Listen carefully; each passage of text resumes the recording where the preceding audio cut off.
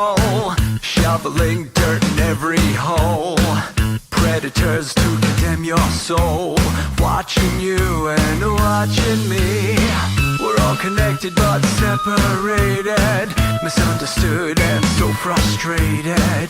A million armies of one have invaded, watching you and watching me. We live behind glass curtains and act like nothing's wrong. Soon you will belong. I know you're out there somewhere. We've watched you for so long. Wait for you to fall. We'll expose you all. I know you're out there somewhere watching me. The little brother wants to make headlines, be immortalized. Everyone's got an electric eye with the digital spies. They've watched you for so long. I know you're out there somewhere watching me.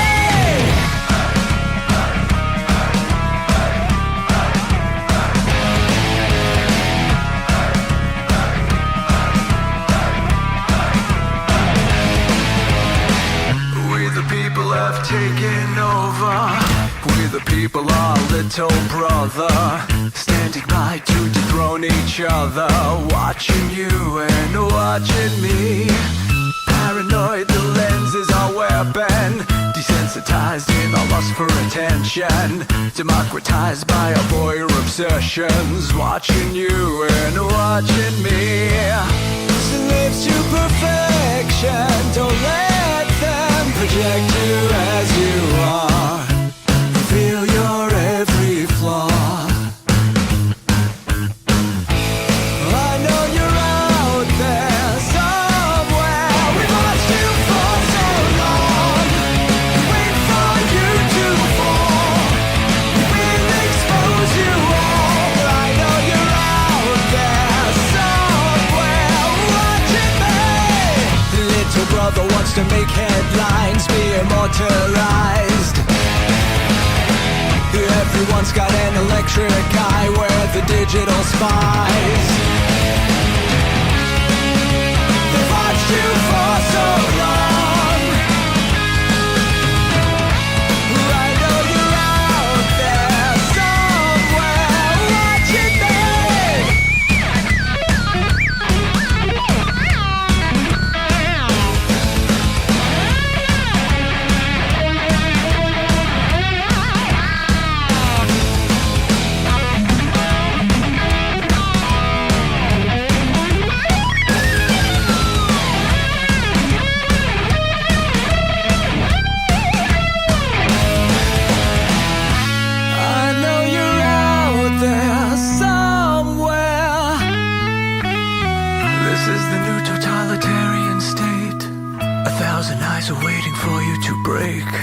Stay in line, don't make a mistake. We're watching. We watched you for so long.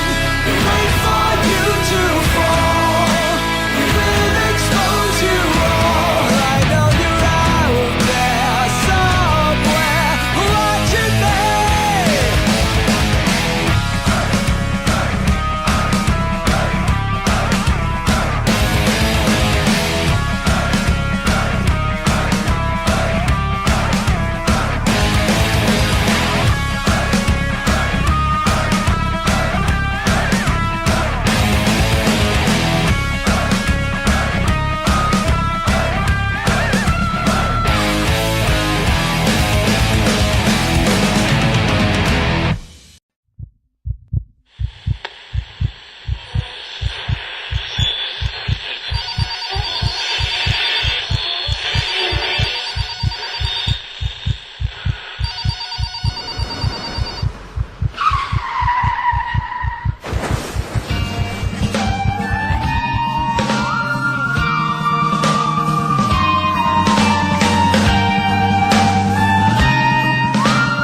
Let your experience begin right now. From high atop the mountains of British Columbia to you listening around the world, this is Spaced Out Radio. You can follow us on our website, spacedoutradio.com, on Twitter, @SpacedOutRadio. Give our Facebook page a like, Spaced Out Radio Show. You can follow us on Instagram, Dave Scott, SOR, or on our YouTube channel, Spaced Out Radio Show. They let us play with all our toys. They let us think that we're big boys. They let us make the louder noise, but women rule the world. They let us think we're Superman, that we're the only ones who can be strong, but we break on command, 'cause women rule the world. Buckle up, space travelers. It's time to go for a ride as we are live on Spaced Out Radio.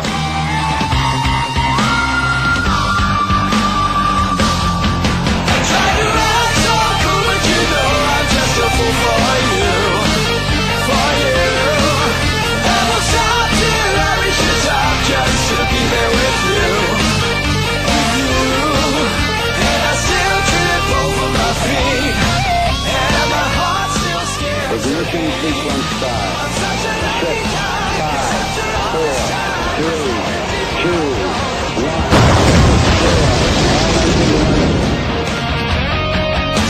The deeper I go, the deeper I fall.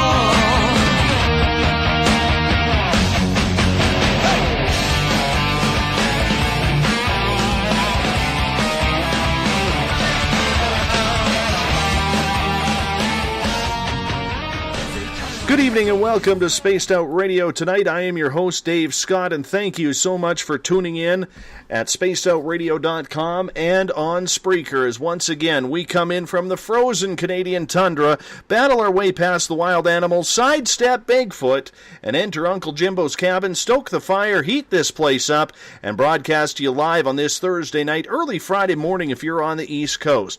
Here at SOR, we broadcast 3 hours a night, 7 days a week. We want to be your official one-stop shop when it comes to the supernatural, spiritual, paranormal, conspiratorial, and so much more. If you like our music, you can find it at spacedoutradio.com. Guitar god Ron Bumblefoot Thal, formerly of Guns N' Roses, does all of our music. We thank him. You can find his new album, Little Brother Is Watching, on our website. If you're on social media, you can follow us on Twitter at Spaced Out Radio. Give our Facebook page a like, Spaced Out Radio Show. On Instagram, you can follow me at Dave Scott, SOR. Subscribe to our YouTube channel, Spaced Out Radio Show. And of course, our website is spacedoutradio.com. At this time, we'd like to send a shout out to our fans listening in on our affiliate, SHR Media Network, in the Spaced Out Radio chat room, along with our fans at Paranormal Forum, and those now taking part in our new Facebook chat room, SOR Space Travelers. Speaking of Space Travelers, if you're a fan of Spaced Out Radio, coming soon is our Space Travelers membership, where for only $5 a month, you can win prizes, take part in private group interviews, have a special section on our website, and so much more. Hey, we're going to give you a heck of a lot more than just access to our archives. Tonight's show is brought to you by Rivulet Reiki and Readings, providing healings in person or at a distance. PurplePlates.com, helping heal your body, mind, and soul. 80,000 people a month read the new Agora newspaper, and the official ghost hunting app of Spaced Out Radio is the iPhone's Spirit Story Box. Tonight we enter the light on Spaced Out Radio as we open up to our inner selves and take a look at what's inside. There's a lot of political bargaining and bashing in everyday life, but as one of many individual humans on this planet, we need to know that we are all about what we do on our own path. Point being, energy, good or bad, is what makes the world flow. Sometimes it's positive, sometimes it's dramatic and negative. We try and steer the ship on a daily basis, but whether we like it or not, we sometimes hit that same iceberg as the Titanic. Lesley Mitchell-Clarke works out of Toronto, Ontario. She is a consulting hypnotist. She helps people on a daily basis with things like anxiety, phobias, memory enhancement, past life regressions, and so much more. I'd like to call her an expert on how a human actually works. Tonight, we will talk to her about our higher selves with Lesley. It's a little new age, but in the end, it's all about helping people like you and me. Lesley's website is lightworkhypnosis.com, and in hour number 3, we'll be opening up the phone lines to you. Topic of question of your choice. So right now, we bring in Lesley Mitchell-Clarke. Lesley, thank you so much for being on Spaced Out Radio tonight. How are you? Oh, Dave, thank you so much. I'm very, very well, and it's just such a pleasure to be joining you this evening. And before we go any further, I just want to give you personally a huge thank you, because I have some idea of how much focus and how many hours are involved in Spaced Out Radio, and you have superb guests. You are reaching a massive amount of people. You are the new king of alternative media. I tell you. So everything you do, it's very much appreciated, very much.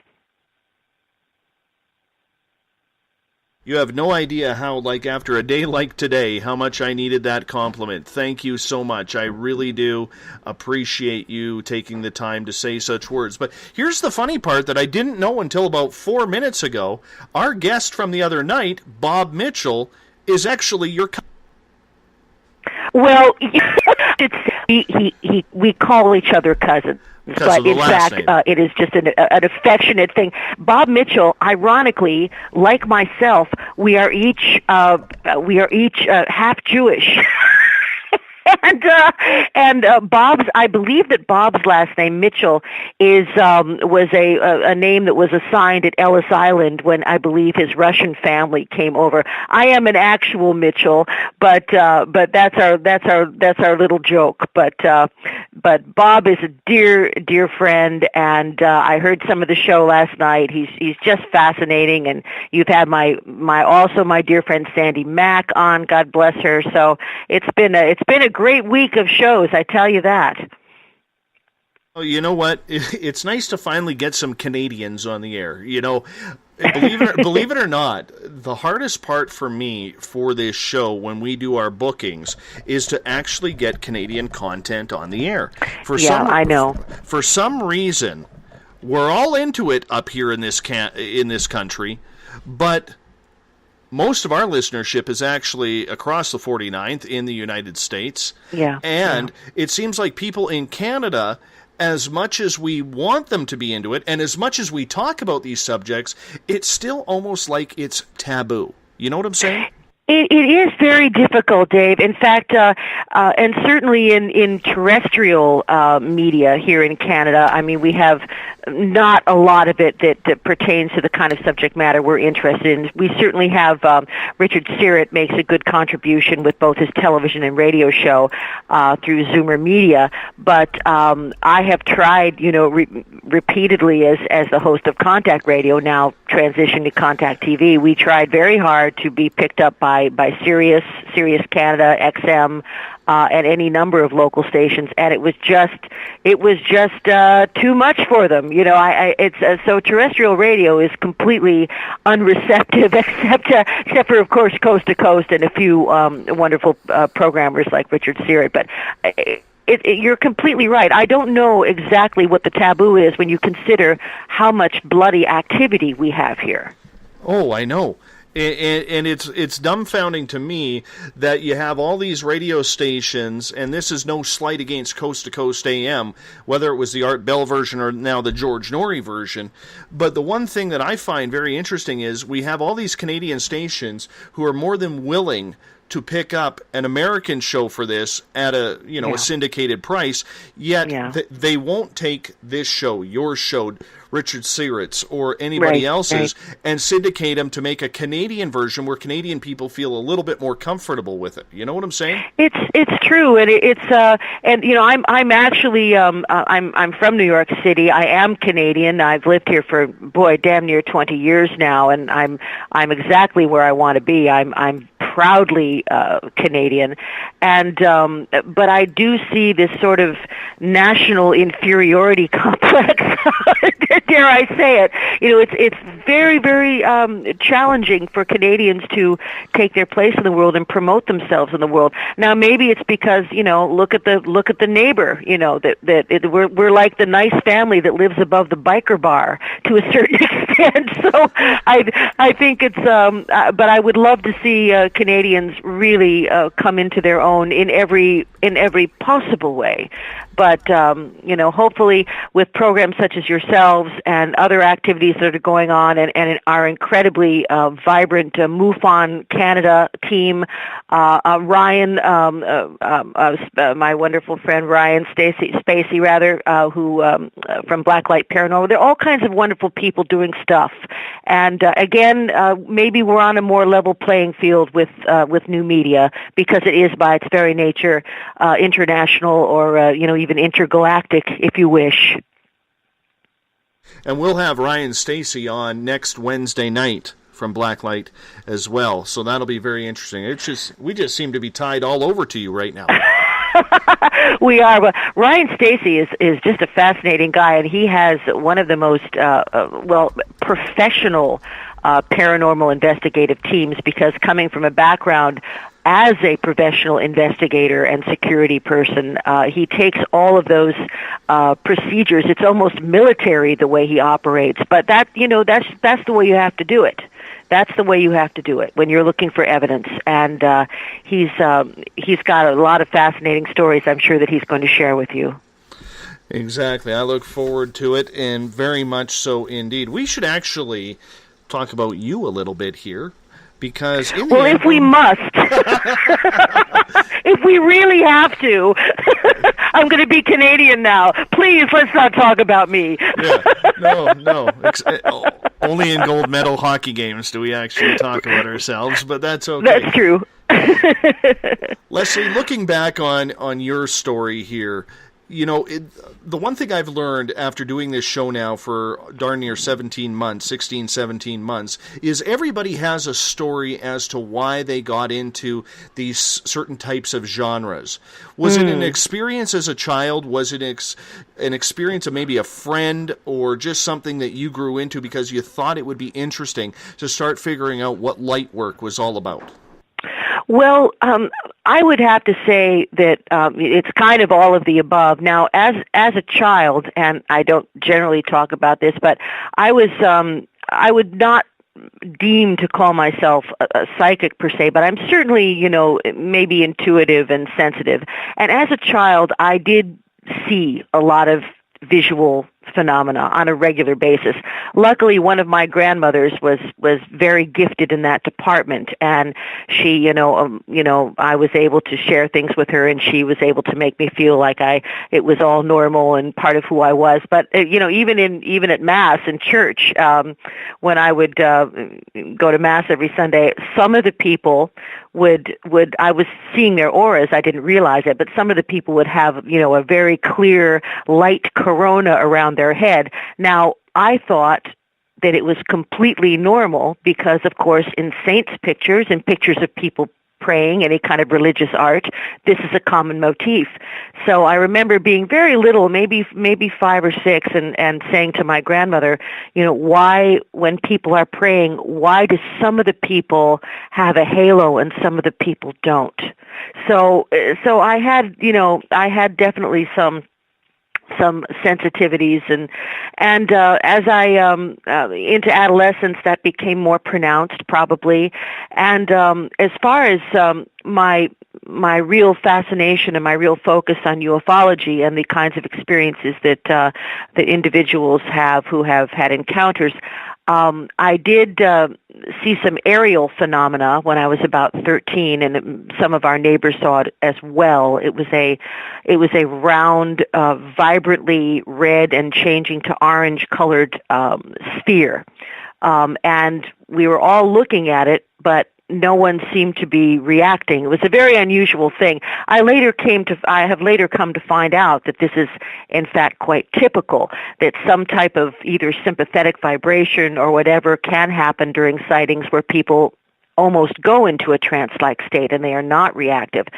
And then few years later, when I was a young actor and working in summer stock, I was working at a place that is still there. It's called the Black Hills Playhouse. It's a professional theater where the Rushmore Heads are in the Black Hills of South Dakota. And actually that land itself is very, very sacred to the Lakota Sioux. And the Black Hills have a huge high rate of craft sightings. This is just fact. It's one of those hot spots like Mount Shasta. It's a geophysical hot spot for whatever reason. And during my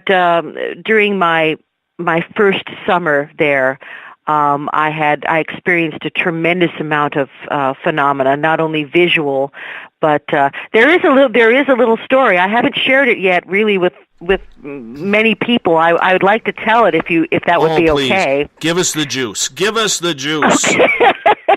Okay, so I'm a 17-year-old Lesley Mitchell-Clarke, young actress, and working at this playhouse, and one of the individuals in the company was this lovely lady. She was a little bit older than we were. Now I'm a little bit older. Boy, she may have been all of 25, right? She lived in Las Vegas and also had a very busy career as a performer there in the lounges as a singer. And I won't say much more because I know that she's still around. Now, this unusual lady confessed to me and some other people that she was in fact very, very, very, very, very psychic, and she was working for the government out in Dreamland, out in Area 51, out at the base there. And she was involved in a special program where they were experimenting with, I guess, kind of a combination of remote viewing and psychic communication with a specific group of ETs. And she had decided that summer that she didn't want to participate in the program any longer because it was pretty relentless. The ETs were bugging her, the government was bugging her. You can only imagine, what that must have been like.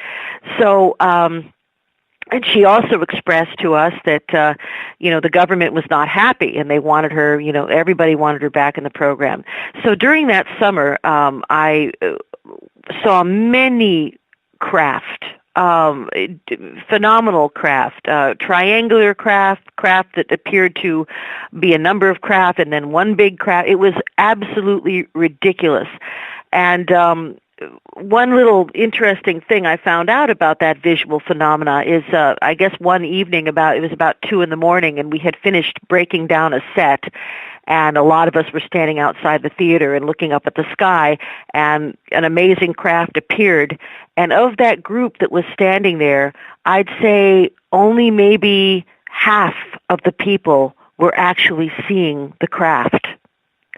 So, that leads me to believe that either they allow themselves to be seen in a specific way to certain individuals, or perhaps there is a light sensitivity or an ocular sensitivity that some people have, genetically, and some people don't. I do not know, but that was what happened. Now, a little bit later on that summer, and this is the part that's pretty gets a little graphic.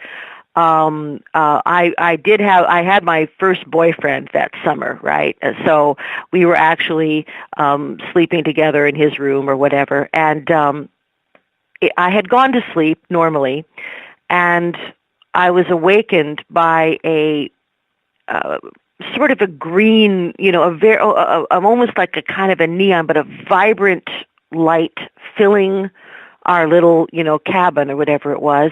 And there was also a sort of a low, I'd have to say like a 10-cycle sound, a very low-end hum. I'm not going to call it, it didn't sound like a motor. It was more like a vibration. And I was aware of this, and I was waking up and sitting up, and I was trying to wake up my boyfriend, and as in so many cases, he had been turned off. They weren't interested in him. He was completely unconscious. I could not wake him up. And at a certain point, for whatever reason, I can only assume that I lost consciousness or I was taken out because I was alert and I was concerned and scared, but I was out. The next thing that I remember in that incident is it was dawn, and I believe I even had my nightgown on backwards. Something was wrong with what I was wearing, and I felt an incredible burning sensation, we had to walk to a bathhouse. There was no bathroom, so I was walking up the hill to the bathhouse, and of course I saw some blood coming down my leg, and this was not related to any of my normal functions. This was completely anomalous. And so as it turned out, I was in terrible pain, and eventually I had to go to the doctor, and there was some kind of infection, and it was a bad scene. But I really had a complete blackout. I had no memory between waking up, sitting up with the light filling the room, the vibration, and then coming to staggering up the hill to the bathhouse. Now, many years later, well, not many years later, I guess I was about 24. I wasn't married to my husband yet. I didn't have any children, but I was having a lot of gynecological issues. And the doctor that saw me said that it looked like I had had I had 6 children. I had there's a medical term for it, which escapes me now. So something really profound, and something I actually have preferred not to explore the details of, which is ironic, because I have a pretty good idea about what must have gone on, and I certainly don't carry any trauma about it, and it hasn't influenced, and I completely healed from everything eventually, and it has had no influence on my life in general in a physical sense. But so that was a pretty bizarre and a terrifying experience. Now, I don't want your listeners out there to think that this is at all, what I described is at all typical of what most people go through as experiencers, because it is not. In fact, I would be very secure in saying that these types of experiences where there's some genetic material extracted, or however you want to look at it, I think that these have been somehow forbidden or outlawed because we just don't really see them. We haven't really seen them very often, for the past maybe 20 years. So I think that there may be, in fact, some type of galactic organization in a Gene Roddenberry sense, and this type of experimentation has now been, there's been a stop put to it. I believe if the work that I'm doing, and people like Barbara Lamb and the other people who do the kind of work that I do, if our work is in any way representative of the general population, I think that these types of genetic material based abductions, if I may use that term, are not really occurring at this present time. That's an incredible story, and as an experiencer myself, I can totally relate with some of the weird experiences that you were having. I mean, maybe not as graphic, because it seems like experiences for women are much different than they are for men. And I have a friend of mine, Samantha Mowat, who will be a guest on this show in just 2 weeks' time. She is... her stories are extremely familiar, exactly like yours, and it's very, very interesting to see the parallels between you two. So if you've never talked to Samantha, I think you should, because she is pretty interesting when it comes to it. Yes, she absolutely is. And, in my case, thank God, I think what happened to me was a kind of a wrong place, wrong time thing. I think I got their attention in a peripheral way because of my friendship with the gal that was involved. And but there are women who have had, repeated experiences like what I describe. and have had their organs obviously show the stress of multiple pregnancies, when in fact in their real life they may not have even carried through with one pregnancy. So these are horrible, invasive things that did occur. I cannot say they don't. All I can say is that now it's an incredibly rare experience, but I do a lot of work helping women to overcome, if that's even the correct word, these incredibly invasive and terrifying procedures. We are talking with Lesley Mitchell-Clarke tonight on Spaced Out Radio. Lightwork hypnosis is her forte. We're going to get into that right after we cross over from the break. Her website, lightworkhypnosis.com, if you want to check it out. I think you should, because there's a few things on her list that she specializes in that I know I damn near need some help with. So, Lesley, I'm going to put you on hold here, and we'll be right back. You're listening to Spaced Out Radio. I am your host, Dave Scott. See you around the corner. Would you like to become one of our space travelers? All you have to do is click on the Space Travelers icon at spacedoutradio.com. For only $5 a month, you can get access to some great prizes, as well as private monthly shows, newsletters, and a members-only section on our website. Become a space traveler today. Hi there. This is your medium, Joanna, from Spaced Out Weekend, 2 Mediums and a Large. I would love it if you would come and join us with host James Tyson every other Sunday on Spaced Out Weekend. Together, we will take your calls and your questions live. Our goal is to provide you with a positive outlook on deep questions that you may have. Questions regarding love, relationships, money, or whatever else is on your mind. Come and check us out at spacedoutradio.com. Every Saturday and Sunday night, as Dave Scott wanders aimlessly in the wilderness, you can come hang out with me, James Tyson, in Spaced Out Weekend. Starting at 9 p.m. Pacific, midnight Eastern, I'll take you along as we talk with some of the best experts in their fields. SpacedOutRadio.com is the place to find us. So sit down, relax, put your feet up. Enjoy the topics like the paranormal, supernatural, intuitiveness, and so much more. Hope to see you there. Hi there, this is Elizabeth Anglin, and on the last Monday of every month, I join Dave Scott for Spaced Out Radio's Cosmic Passport. We delve into everything from extraterrestrial contact to animal communication. It's a lot of fun, and every month it's something different and exciting. I would love it if you would join us. You can hear and learn from my experiences, and I'd like to know about yours as well. Cosmic Passport on spacedoutradio.com. Hey everybody, this is Patrick Webster Small, and I'm here to bring you the Webster Phenomena every Saturday night, live at 8 p.m. Pacific, 11 p.m. Eastern. If you're looking for aliens and extraterrestrials, well, we've got them. Big and tall, short and small. You're bound to find what you're looking for, so join me on the Webster Phenomena right here on Spaced Out Radio.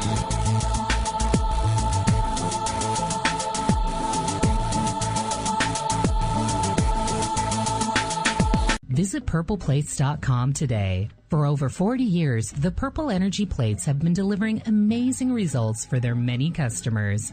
Inspired by the great genius Nikola Tesla, the harmony, healing, and energetic effects of the plates have proven over and over to be beneficial and often miraculous to thousands of customers. With their money-back guarantee and the many benefits, how can you afford not to get one?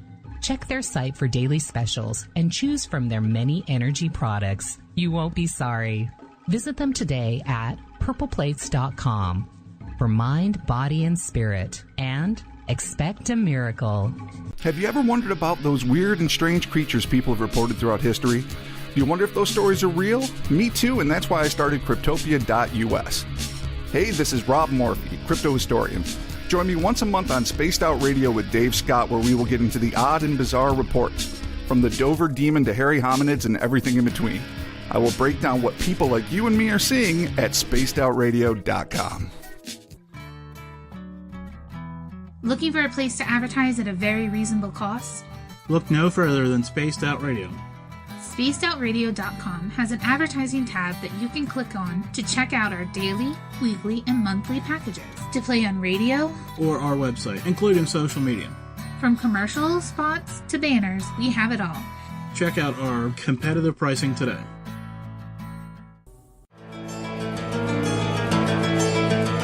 Want to connect with us online? Find us on Facebook, Spaced Out Radio Show, on Twitter @Spaced Out Radio, on Instagram, Dave Scott SOR, on YouTube, Spaced Out Radio Show, and our website is spacedoutradio.com. All right, space travelers, here comes the second half hour of Spaced Out Radio. Welcome back to the second half hour of Spaced Out Radio tonight. I am your host, Dave Scott. Thank you so much for tuning in. Really appreciate you taking the time. Tomorrow night, we're going to have a little bit of fun. We are going to go all the way over to the SOR Roundtable. This is where we wrap up the month on the final Friday of the month, bring in some guests, and we banter about paranormal, take your calls, your questions. It's going to be a lot of fun. It's one of our highest rated shows that we do because it's just relaxed, it's just chill, and that's how we do it on the SOR Roundtable tomorrow night. If you want to follow us on social media, you can do so on Twitter @SpacedOutRadio. Give our Facebook page a like, Spaced Out Radio Show. On Instagram, I can be followed at Dave Scott SOR. On YouTube, where all our archives go, you can follow us as well. Just click on that little subscribe button. We make I'm going to say a third of a penny off of that. So I think we're up to about 71 cents now that we have earned, rightly so, because we work hard. But that is Spaced Out Radio Show, and of course our website is spacedoutradio.com. Tonight we are talking with Lesley Mitchell-Clarke. She is a light worker. She's an experiencer. Her website, lightworkhypnosis.com. Lesley, thank you so much for being with us. Thank you, Dave. For a lot of people, they look at this New Age stuff and they call it crap. They call it, hokey. They call it false healing, false practicing. What is your opinion when you hear the negative towards light work? Well, I think, the negative is always kind of based on fear, and fear of the unknown. When the irony is that hypnosis, certainly, and many of the other disciplines that you mentioned are ancient in the extreme. I think hypnosis is at least 5,000 years old, and if you accept the idea of, previous civilizations, it's older than that. The ancient Egyptians used it. They used it in the subcontinent. The Greeks had what they called sleep temples, entire clinics devoted to hypnosis. So it's so that discipline in particular is very ancient, and then of course it was sort of rediscovered with the advent of Sigmund Freud and the contemporary awareness of the subconscious mind. But the awareness of the subconscious mind and the power of being able to reach it is certainly nothing new, and certainly Reiki and some of these other wonderful disciplines that you mentioned are also ancient in the extreme and probably have Vedic roots. So everything old is new again. And it's unfortunate that some people operate in a fear-based mentality, but you know what? You can't convince anyone of anything if they are not going to be open. And that's true of all of these disciplines. And as human beings, what is it that Bashar always says, as channeled by Daryl Anka, we are masters of limitation. We really are. We are the ones that put the blockades in our lives to either not accomplish things or not be happy. We are the ones that become comfortable with misery and with less. We are the ones who refuse to release trauma. These are all decisions. And one of the beautiful things that hypnosis does, and first of all, I should say all hypnosis is really self-hypnosis. People like practitioners like myself, we're guides. We are specialized guides who can, get people relaxed, hopefully we inspire trust because that's a big part of the process. And once we get somebody nice and relaxed, that little membrane, if you wish to call it that, membrane or veil that separates the subconscious mind from the conscious mind, dissolves. And this has now been proven by the real-time mapping of the brain. Scientists have wired people up while they're in trance, while they've had, regression work and this, that, and the other. And interestingly enough, in regression work and in hypnosis in general, the parts of the brain that are firing are not what you would expect if someone was involved in a creative process like constructing another reality or making stuff up. That would be the frontal lobe and other creative centers of the brain. What is firing, and medical science doesn't know exactly why, are the deep memory centers of the brain, the really ancient part of us where our deep memories are housed. So science, with the benefit of the real-time mapping of the brain, has actually proven what practitioners have always known to be true. And advertising people too, by the way. They've always accepted hypnosis as a reality. I often use this as an example of the advertising world and how they manipulate us. They hire people like me who are also neurolinguistic programmers, which I also am, to work on the dark side. So you may have noticed yourself that, if you're in the market, the big supermarket shopping, if you look down the aisle where the cleaning supplies are, most of the stuff is red and yellow. And that is strictly because women respond to those colors. And no wonder they know I have that. No wonder I have so many bananas and apples in my house.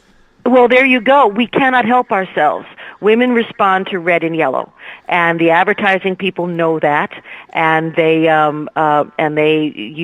use those kinds of triggers, if you will, very, very cleverly. So, I guess when you're talking about so-called New Age modalities, there are. I approach everything with a skeptical eye, as I'm sure you do too, Dave.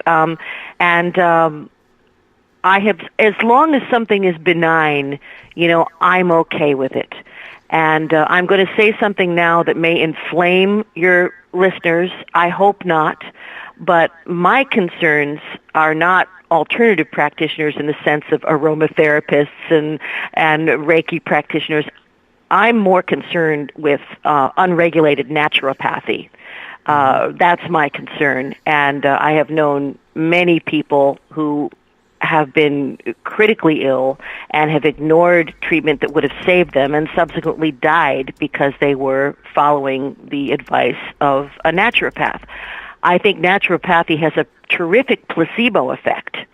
And especially if someone is facing an illness that is not able to be diagnosed clearly by the medical community, that person feels out of control.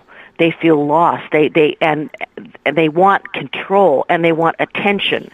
So the perfect thing to do is to go to a naturopath where you're going to get both. You'll get tons of attention, and you will be given tasks or things to do, or you'll be told you have 50,000 allergies, and then you can control your food. So I think the naturopathy does is it takes people who are feeling like victims with their illness and puts them in a position of hopefully power and control over their own health. But that's about as far as I'll go with that. We are talking with Lesley Mitchell-Clarke tonight on Spaced Out Radio. Her website, lightworkhypnosis.com, if you want to check it out. Lesley, is there that many people in today's society who are having challenges? Because when I look everywhere, I see all these children coming up, my daughter included, where it seems like almost 20, 30, 40% of all schools now are having distress. Lack of discipline, phobias, anxiety, depression. Yep. There's also a major increase in autism, where they now say like 1 in every 4 or 5 kids will end up autistic. And when you look at these stats and how sick society is becoming with everything, do you see people staying away from mainstream medicines and starting to come your way to try and find that healthier way in order to help themselves?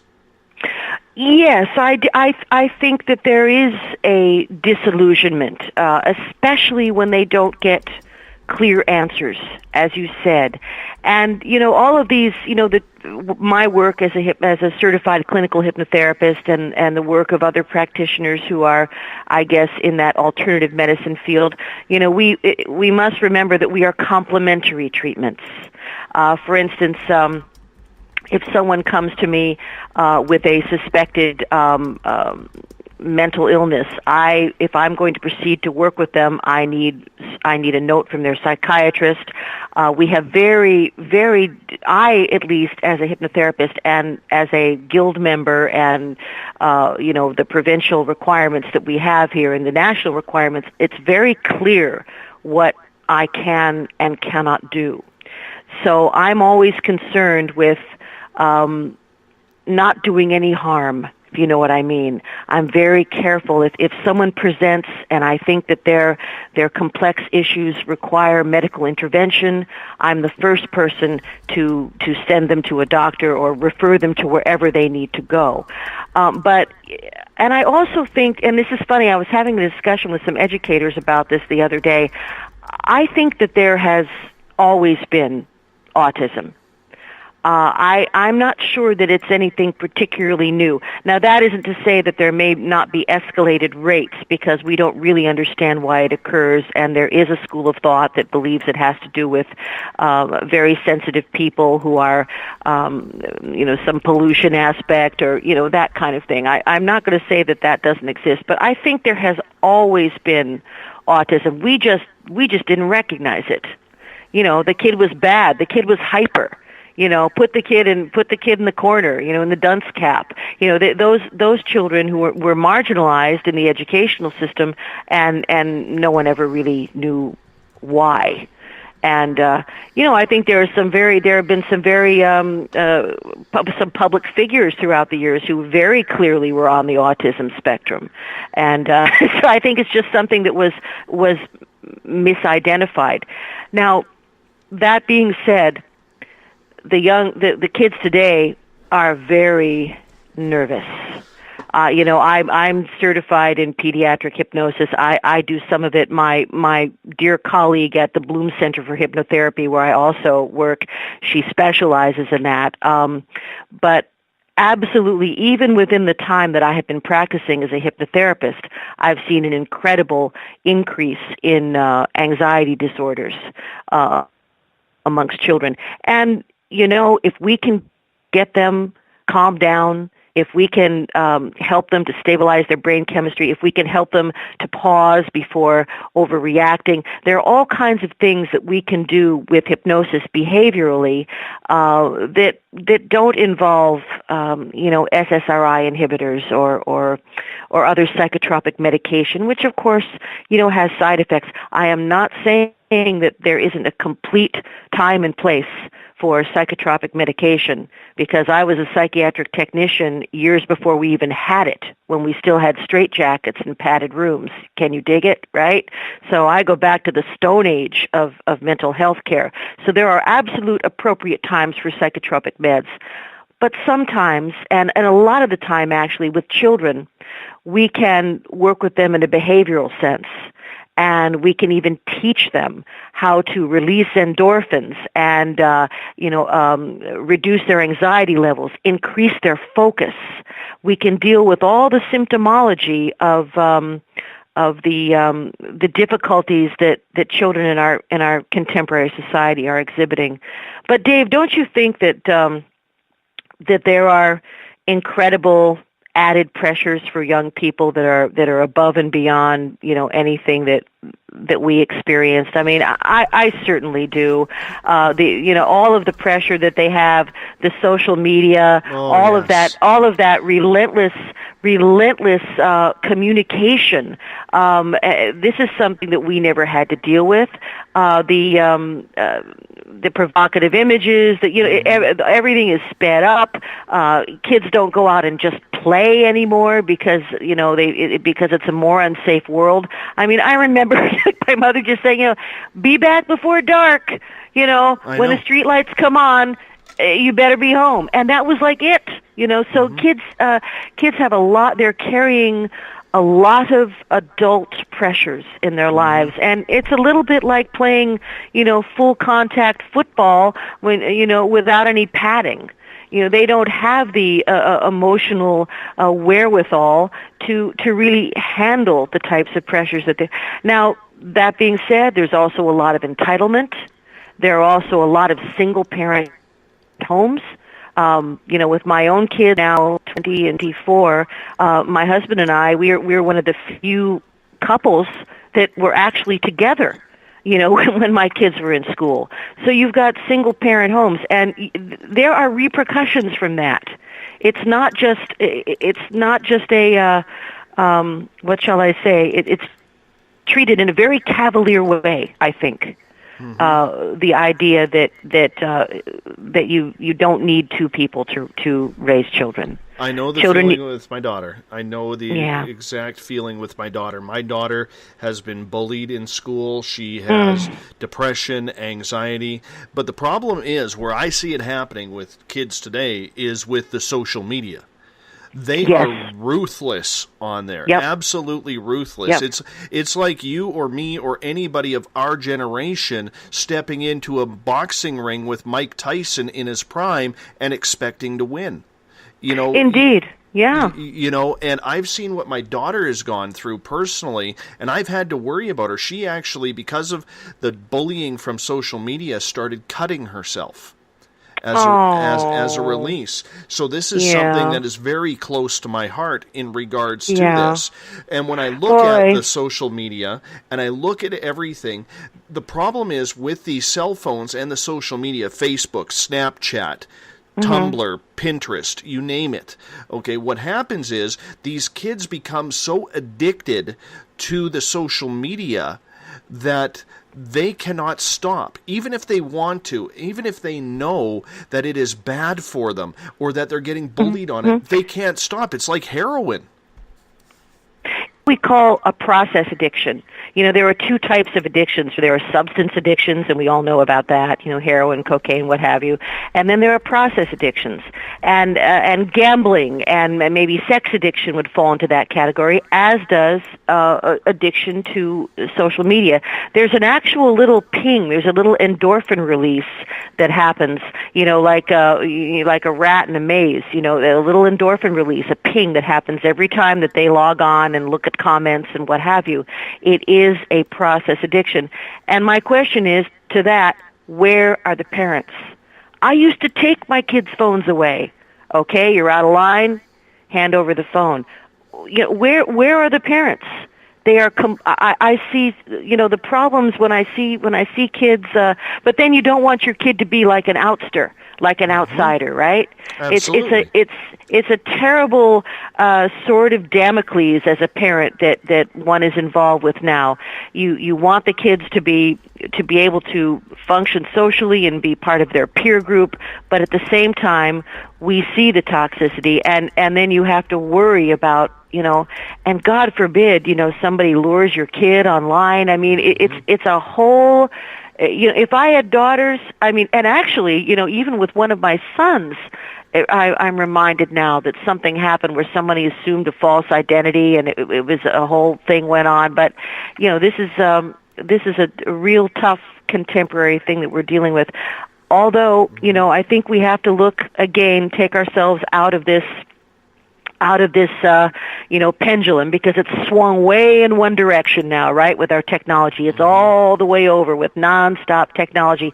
I do think that internet, the interweb technology, which includes the phones and all that, I think they're like training wheels. I think it's preparing us for a more faster than light telepathic communication, of which we were once capable. I think this may be a necessary step in our evolution to think in terms of instant communication, because once we think it, then we can do it. And so I think of all this stuff as training wheels, and I know that the pendulum will swing, the other way. I know that it will. But we have a lot of entitled kids running around with phones, and a lot of very nasty little bitch babies out there abusing the phones. So they would be abusing something. The bullies have always been the bullies since the dawn of time, We are talking with Lesley Mitchell-Clarke. Her website, lightworkhypnosis.com. If you want to check it out, she'll be with us till the top of the hour, and then one more full hour before we go to open lines in hour number 3. I could go all night about what we were just talking about, but I do want to bring in a couple of questions from our Spaced Out Radio chat room. This one comes from Emilia, and she is asking, is the raise in anxiety in children partly attributable to the raise in anxiety of adults in their lives? Is this something that is chemically induced, foods, vaccinations, etc.? Well, I think that is what an insightful question. I do think that in some instances the children are absorbing the anxieties of their parents, and I see this often when finally someone comes to see me, and it's a mother who brings the child, and I'm more interested in what's going on with the mother to figure it out. And but on the other hand, if the parents have been coping with situations with their child which are frustrating for them and which they have not been able to find help, yes, they're going to come in with heightened anxiety. And also the kids that do come in with issues such as anxiety and depression, what have you, invariably they're sensitive people. They're highly sensitive people. I would say that the kids today are amazingly sensitive. And maybe that's one of the reasons why they're being so affected by the anxieties of the adults around them and life around them. They're having nihilistic thoughts, and I think probably there's also something to be said with post-baby boomer children who have come in with with perhaps a view that we could be wiped out at any minute. They don't seem to be looking to the future overly in what I'm seeing. But that could just be adolescence, and they're naturally self-absorbed. They're naturally narcissistic. They naturally have depression. This is, so this is another reason why I don't feel we should always rush to medicate adolescents, because I remember being a teenager and crying in my room for 3 or 4 days. This is adolescent behavior. It has to do with the development of the brain, and it's situational and doesn't generally precede a lifetime of issues. But I do think with your the question there that a combination of all of the things that your individual mentioned are entirely possible, because anxiety is widespread, and we are suffering from it like an epidemic. Mm-hmm. Most of what I do is just about calming people down, Dave. I'm telling you, most of what I do, most of the stuff that goes on has to do with high levels of anxiety for one reason or another. But at least people are seeking out help for that.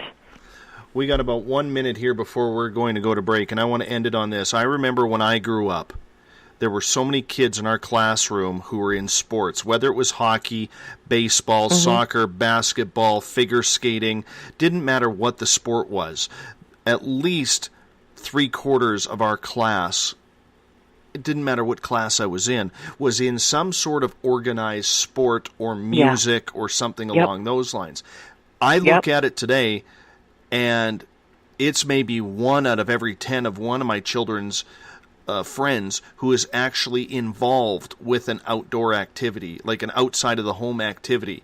And I personally blame that on the parents, because we have become, my generation of parents, and I'm 42, and I strongly believe my generation of parents has become so inundated with themselves, whether it's their career, the money they make, the toys they have to have in order to compete with their neighbor or their best friends, that we have forgotten that we need to be able to take these kids out, get them outside, get them to the baseball diamond, the football field, the hockey rink, wherever it is, and start putting it into them as we are supposed to as parents. And in that respect, it's our generation as parents who has failed, not the children.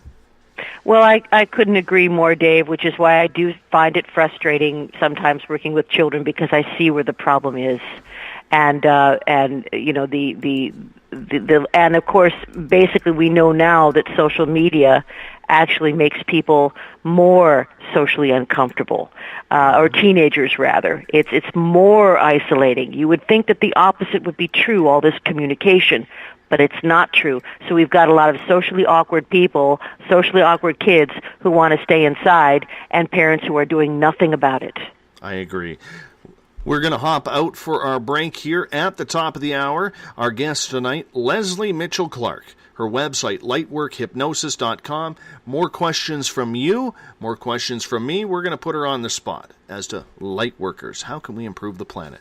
You're listening to Spaced Out Radio. I am your host, Dave Scott. We'll be right back.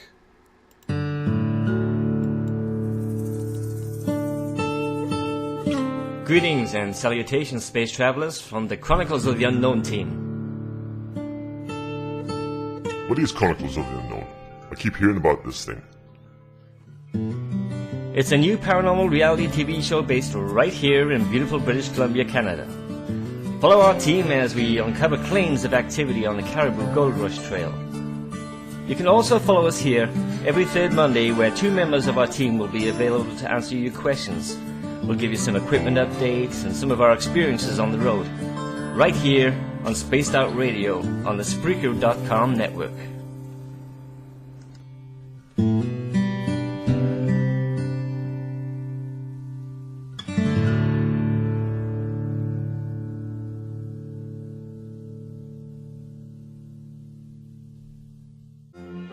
Do you believe you've been in contact with extraterrestrials?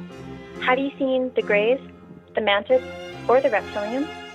I am Samantha Mullet, and on the second Tuesday of each month, you can listen and learn from my experiences with off-worlders on Spaced Out Radio's The ET Experience. With host Dave Scott, we'll sit down and chat about what's going on with our friends from other worlds. We'll also try to answer your questions, so please tune in on the second Tuesday of the month, only on Spaced Out Radio. Are you interested in advertising on Spaced Out Radio? Head to our website at spacedoutradio.com and click on our advertising tab. There, you will find an assortment of ways you can get your product out there with us, from radio commercials to banners and social media. Have a product you like our hosts to endorse?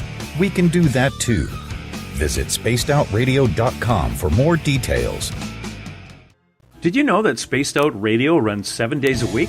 Hi, it's James Tyson from Spaced Out Weekend. Every Saturday and Sunday night, starting at 9 p.m. Pacific, midnight Eastern, you can join me and my guests for some great chatter about what's going on out in the universe, or even in that dark part of the basement you really don't want to go back into. Well, let's find the answers to your experiences together. So come on up to Uncle Jimbo's cabin on the weekend. For more information, look us up at spacedoutradio.com. You hear footsteps in the empty room above you. A rocking chair begins rocking by itself. Don't be afraid of the things that go bump in the night. Reach for Spirit Storybox, the iPhone app the Huffington Post UK called the only ghost hunting app you will ever need. Spirit Storybox. The spirits are telling their stories. Are you listening? Attention Spaced Out Radio listeners, for only $5 a month you can join Spaced Out Radio Space Travelers. Your membership at spacedoutradio.com will give you access to private fan area on the website, get you a monthly newsletter, draws for monthly swag, and a whole lot more. Sign up today to become a part of the Spaced Out Radio experience. Right here, this is where we divulge the fruit of our research. Here on the Webster Phenomena every Saturday night at 8 p.m. Pacific, 11 p.m. Eastern on Spaced Out Radio. And we give it up to you guys, all the listeners, and the live listeners usually get something special and hang out in the chat room. And we love to have you. So we'll see you every Saturday night at 8 p.m. You know where. If you're a fan of social media, you can follow Spaced Out Radio on Twitter at Spaced Out Radio. Give our Facebook page a like, Spaced Out Radio Show.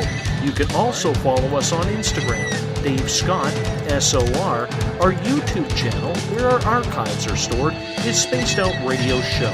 And of course, our website is spacedoutradio.com. Welcome back to the second hour of Spaced Out Radio tonight. I am your host, Dave Scott. Thank you so much for joining us. If you are on SHR Media listening in Paranormal Forum, on the Spaced Out Radio chat room, or the newly formed SOR Space Travelers, thank you so much for being with us. It's packed houses in all of the rooms. Much love, much appreciation for your support. Tomorrow night on the show, it's the SOR Roundtable. All topics are open for discussion, and we take questions and calls from you.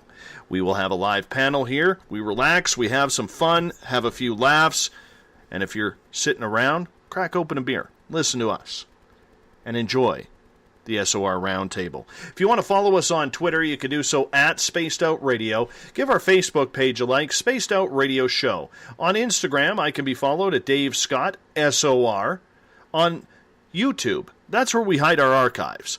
Subscribe to our little YouTube channel, Spaced Out Radio Show, and our website is spacedoutradio.com.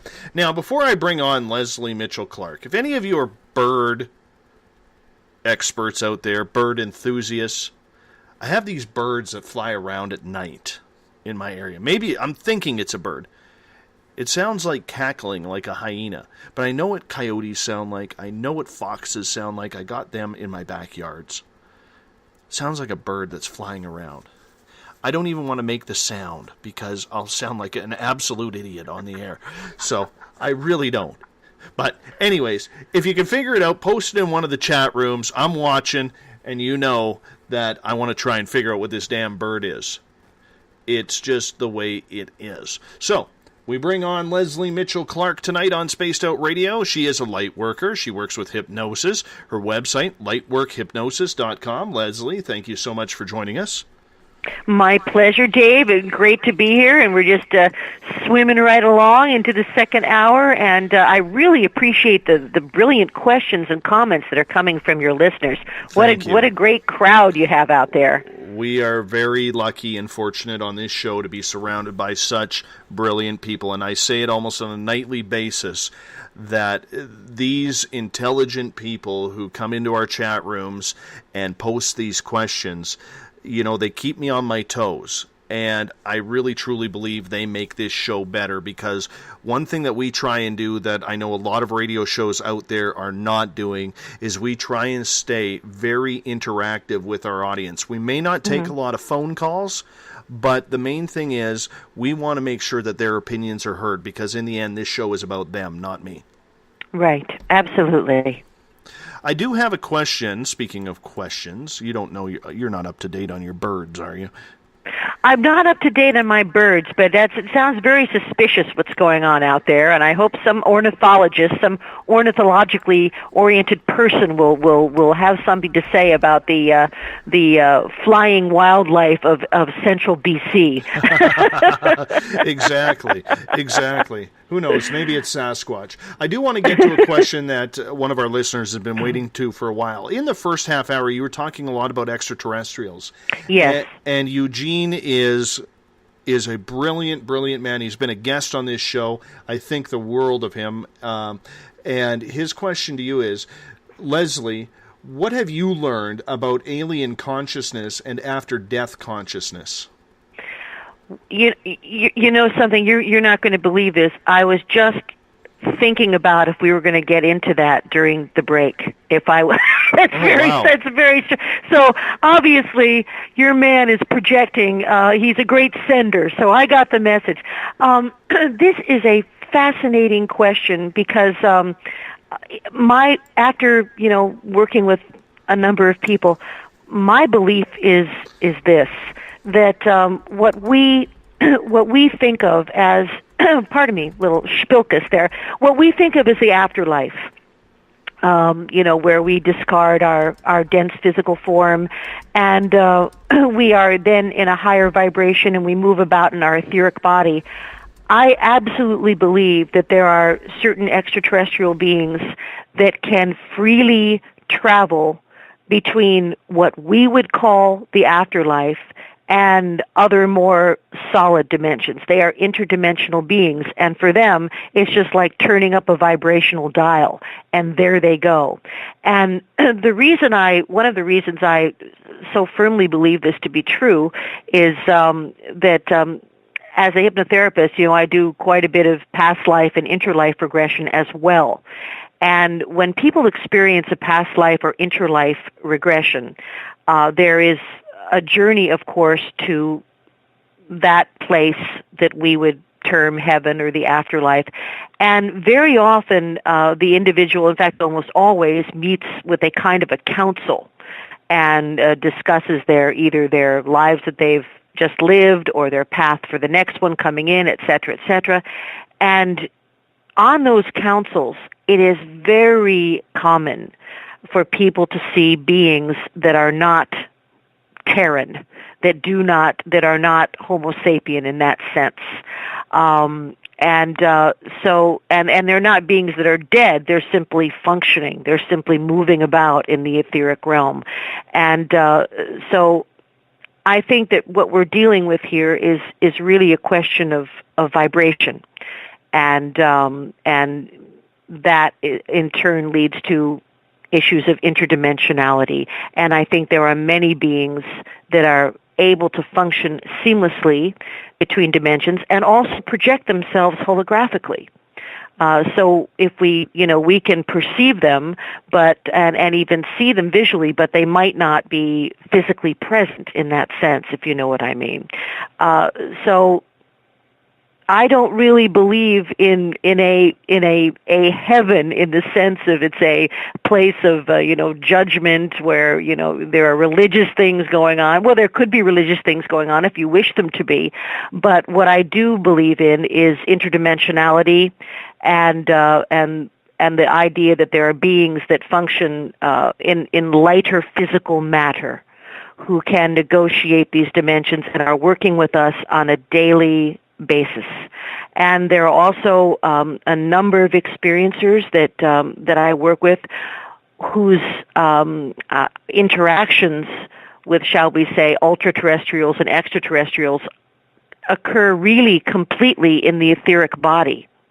In other words, these things happen when they're, at nighttime, when the separation of the etheric body and the physical body is easiest, and sometimes they have help from the extraterrestrial people that they're engaging with. But one of my guys that I've worked with for years, it's almost like he has a parallel life. He at night he bilocates and he works on a craft. He has a job.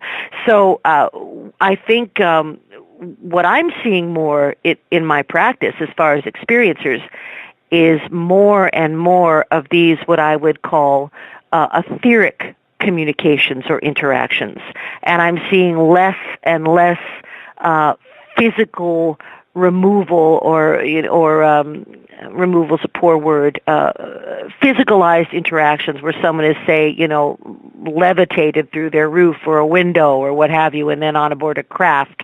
That's becoming less common in what I have been experiencing within my practice. It's amazing how we hear of the good aliens, bad aliens. My interaction with ETs has seemingly been pretty good. Maybe I'm lucky. Mm-hmm. Okay? But a lot of them seem to be pulling shenanigans and trying to manipulate people. It's almost like taking a child and saying, you're going to eat those liver and onions even though you don't want to. It's like they're forcing us to try and do what they want us to do by taking us at night. And this leads into a question from Bill Cardwell in the SOR Space Travelers group that we just started tonight. Mm-hmm. If these aliens can travel between dimensions, could they be the beings people talk about in out-of-body experiences? Well, I think it's very probable that these beings move so flawlessly between spirit dimensions and physical dimensions that they could indeed be also perceived maybe as spirit guides. But I will say one thing about that. To me, the energy feels different, and I'll explain this. Some of the individuals that I work with who are experiencers are now at the point where they're really having real-time communication with specific beings. And when I help facilitate this, when this happens in my clinic, the kind of energy that comes in with a being that is communicating in that way, I may not see them physically, but they have a very physical energy. In other words, I think it's something in between, say, what you would call an evolved being, a spirit guide, an angel, whatever. I think that they still are physical, but it's less dense physical matter. Sometimes the room heats up. It gets very hot, which would not really happen with a discarnate entity. In fact, with a discarnate entity, when they're trying to manifest, usually the temperature drops because they're trying to take whatever energy they can to physicalize, and caloric energy, heat energy, is the most accessible thing for them to get. So what I find is when these beings are interacting in real time, when I have a feeling of them, a sense of them, it really does feel like there's someone else in the room, and it feels like there's a physical presence, and it becomes, but not frightening, not threatening, not frightening, and it becomes very warm. So it does feel different to me, and certainly the experiencers who are interacting in real time with beings, the beings they're interacting with, have personalities, they have families, they have, they may not exist in the same kind of 3D world that we do, but they are souls with physical bodies, but maybe out of light matter. Does that make any sense? Absolutely it does. This leads into a question from Lisa in the Spaced Out Radio chat room. What would a light worker truly know of evil aliens and demonic forces? Well, there are negatively agended beings on the human level, in our Terran level, and I believe that there can be negatively agended beings of any type of what shall I say? I don't want to say ethnicity, but I say any. There can be groups of alien. There are going to be individuals in every kind of group, whether it's an ET or a humanoid, that have a dark agenda. There are people who are born without consciences. There are people who have no moral scale. There are people who enjoy seeing others suffer. So I just don't think we're any different from any of the other creatures and beings in the universe. So when you say what does a light worker know about that type of consciousness? Well, I firmly believe in the law of attraction. I accept that there are dark agended beings. I accept that there are dark agended humanoids. But I believe that if our consciousness is resonating at a high enough level, we simply don't perceive those things because they're not part of our reality, only peripherally. So, I'm going to assume that the person who asked the question believes that they have had some type of experience with a demonic force or negatively agended being. And all I would say to that is that I believe you. I believe your experiences happened, but I also believe that we can raise our vibration and protect ourselves and live in a way and attract to ourselves other like-minded beings. And we know, of course, when people transition into what we would call heaven or the afterlife, that those kinds of negative things don't exist because those heavy vibrations don't exist. So we can control how we oscillate. We can control where our consciousness is focused. And I think in most cases that can prevent us from attracting or engaging with dark entities. But I do believe I think that your questioner has had some negative experiences, and I do believe that they exist. Lesley, Lori has a question for you in the Spaced Out Radio chat room. What does it mean when a person gets a high-pitched squeal in your ear out of the blue? Is it a form of communication? I think it is, and it's something I've heard a lot. I've had that reported to me many times, that there is there are sounds and high-pitched sounds which can be part of the communication. Sometimes people have reported hearing that, on a craft, that they say they're communicating, but it's not really words. It's like a high-pitched thing. So this is something that I have heard many, many times, and I would not discount that it's a communication. Now, of course, one must proceed with healthy skepticism. It is very possible to hear head sounds that are profound, and they have nothing to do with anything trying to get in or communicate. It's just there's head noise going on all the time. We just have it turned down to 1, so that we're not bothered by it. But individuals that experience tinnitus and various other types of neurological situations like that, can hear those kinds of high-pitched sounds, and it's simply head noise that they've become very sensitized to, which is usually triggered by some type of physiological or emotional trauma. I don't know if you knew that, but sometimes tinnitus gets triggered by a head injury or even an emotional shock. So what it is, it's a kind of a defense mechanism that the brain starts up, and we can actually deal with that in hypnosis. We can get the individual to turn that sound right down. So there may have been a physiological reason for that high-pitched sound that your listener was experiencing.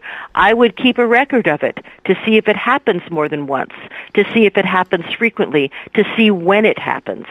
And then maybe a pattern will emerge, and one might have a clearer idea of what they were dealing with. I can say this, when I opened up spiritually, I had a gentleman named Pascal who lives in Toronto. He used to live out here in BC. He helped me out when I started going through my awakening and then my reawakening. I had 2 of them for some reason. I still don't know why. But when I started going through this, I started getting a lot of those high-pitched sounds. And he always said to me, it's spirit. He goes, just ask him politely, can you turn it down? So when I start getting that ringing in my ears now, I actually just say, hey, do you mind turning it down, please? And within seconds, they turn it down completely off. It's the weirdest thing how it works. I don't know why it works, but it just seems to work. Eugene, well, they're ready for... ahead, I'm sorry. Go ahead, Dave. No, Forgive me. I didn't mean to interrupt you. No, you follow up. I cut you off. Oh, no, well, I was just going to say, beings who are communicating with us and interacting with us, they are ready to make agreements. They don't always fully understand our physicality. And I will tell you that every experiencer who comes to see me, and I'm sure that, I know that Barbara Lamb would agree, and Sandy, of course, Sandy Mack, many people who do this work, these people are sleep deprived. They're terribly sleep deprived because there are communications going like all night long. It's like once the person's body is turned off and the subconscious becomes available and the spirit can move, out of the body and then, that this goes on all night. So and this was years ago now. In fact, one of the individuals I was working with, a wonderful gentleman named Wes Roberts, who is also my co-host on Contact TV. Wes was getting no sleep. He hadn't slept in years because every night, he was either physically taken or journeying. So I said, look, why don't we just try this? Tell them in your mind, tell them now that you need sleep. You cannot function, and you are more than willing to carry on with all of the communications at least 2 days a week, and you decide which 2 days those are going to be. Well, the agreement worked like a charm. So suddenly, Wes Roberts, for the first time in 20 years, is sleeping and having good sleep at least 5 nights of the week. And on the other 2 nights, which he agreed upon, he travels and has interactions. And there you go. So sleep deprivation is a huge issue that experiencers, in my practice at least, sort of face across the board. But when just like what you were talking about with the communications coming in, that high pitch signal, that high vibration, just like that, they are more than happy to accommodate us and our physical needs, but they don't always understand what they are and how someone is suffering from sleep deprivation. So if there's anyone out there having these kinds of experiences, I really suggest just verbalizing it or thinking it in your mind and just saying, please, I need my sleep. Let's make an agreement. How about this? And you may be surprised at what a wonderful result you get. We are talking with Lesley Mitchell-Clarke tonight on Spaced Out Radio. Her website, lightworkhypnosis.com, if you want to check it out. I do have a question from Eugene again in the Spaced Out Radio chat room. He says, great. You answered the afterlife part of the question very well, and now he's wondering, Lesley, if you can penetrate an ET's consciousness, and if so, how? Well, this is not something that I have personally done, but I do know that there is a sharing that occurs when there is a relationship going on between an experiencer and specific ETs or with whom they have a connection. Now, many people who have had particularly abduction, and I hate to use the word abduction, but I will just to distinguish it from an etheric experience, people that have been taken repeatedly as children, often they try, the children, they try to communicate with the beings that are around them. And these experiences that people have, there's often more than one type of being involved. And I believe that some of the grays that you hear about are not really fully biological, that they may be engineered beings who are used for deep space travel. So like the Travis Walton experience, not as it was portrayed in the film, but as it really happened, there was a combination of real humanoid beings and the grays that were doing, some of the work. So I know that when some people have tried to communicate with the grays, they get shut down or they're blocked out. So it would seem that some beings do have the ability to prevent us from fully communicating with them. Now, on the other hand, some people have developed really deep relationships and trust with beings that they communicate with regularly. And so yes, they're allowed in, I guess you would say. They're allowed in. I don't know if we as human beings, with the state of development that most people are in now, if we have the ability to penetrate whatever vibrational block certain beings will put on to prevent us from, as Eugene said, entering the consciousness. But I think if it's something that the beings and the humanoid mutually want, it is an experience that they both enjoy, and telepathy is very intimate and makes our rudimentary use of just language look quite primitive, I think, because with telepathy, you can show pictures, you can show emotions. An example of that, I had one of my clients here a couple of days ago, and this is something we haven't touched on. This probably needs to be a whole nother show, but this gentleman was very involved in what I would have to call MELAB programs. He was involved in a military ET humanoid collaboration in that he was a kind of a cadet. This is not unusual, and many of the, in fact, he'd be wonderful if you could get him on your show, Randy Kramer, Captain K. Let me cut you off there with Randy Kramer. I'm sorry. I had him on December 30th, and 21 minutes into the show, my entire network got hacked. Yeah. And taken over. I had no control. I had to shut down the program, and he's laughing at me because it was interview number 14 for him.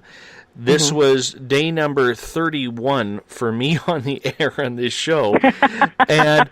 And I am, of course, me being the host and being new at this, I'm like, oh my gosh, I just blew it with this guy. You know what I'm saying? Oh, and then, he's used to it. Oh, I know. And then he says, Dave, don't even worry about it. He goes, we're going to do this again. And he's like, we just won't tell anybody. And at that time, 6 of the 14 shows that he had done had been hacked. Yeah. Because he has, according to him, he has permission from the United States Marine Corps to talk publicly. However, the CIA and the rest of the alphabet groups are trying to shut him up. Oh, I think it's completely true. He really, I think I've interviewed him a couple of times, and I remember, big, weird technical problems each time, and this is part and parcel, but he is. I have so much admiration for him, by the way, but his experience that he described in great detail, I'm sure, on your show, is very, very similar to this particular gentleman that I'm working with. Again, Mars Defense Force, Lunar Defense Force, many, many abductions as a child, which were not painful or terrible. They were just more like classes and examinations and being taken places and social experiments and that kind of thing. But much of it is very, very similar to what Randy Kramer has to say. Well, this gentleman that I'm working with communicates now in real time with a being that he first met when he was a young cadet in this program, and he calls him Kern. And the being is a very loving being. He's an insectoid, which might be off-putting to some people. The idea of it is a little off-putting, of course, but I've heard but there are many insectoid beings that are just loving and evolved. So Kern can communicate telepathically and with pictures and all kinds of ideas directly with this gentleman. And the last time that a few days ago when he was here, for a session, and we were doing some of this real-time communication, I said, can you ask Kern to show you where he lives, where his home is, what it looks like. And then my client said to me, well, he feels that that's too personal, and he doesn't want to show that to me, but he's going to show me something else. So there are boundaries that we may not always be aware of, and yet this real-time deep telepathic communication is a reality and can happen really whenever my client puts himself in a meditative state. We are talking with Lesley Mitchell-Clarke tonight on Spaced Out Radio.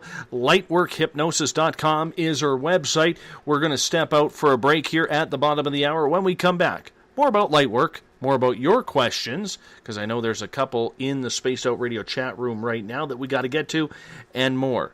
Open lines in the third hour as well. You're listening to Spaced Out Radio. I am your host, Dave Scott. We'll be right back.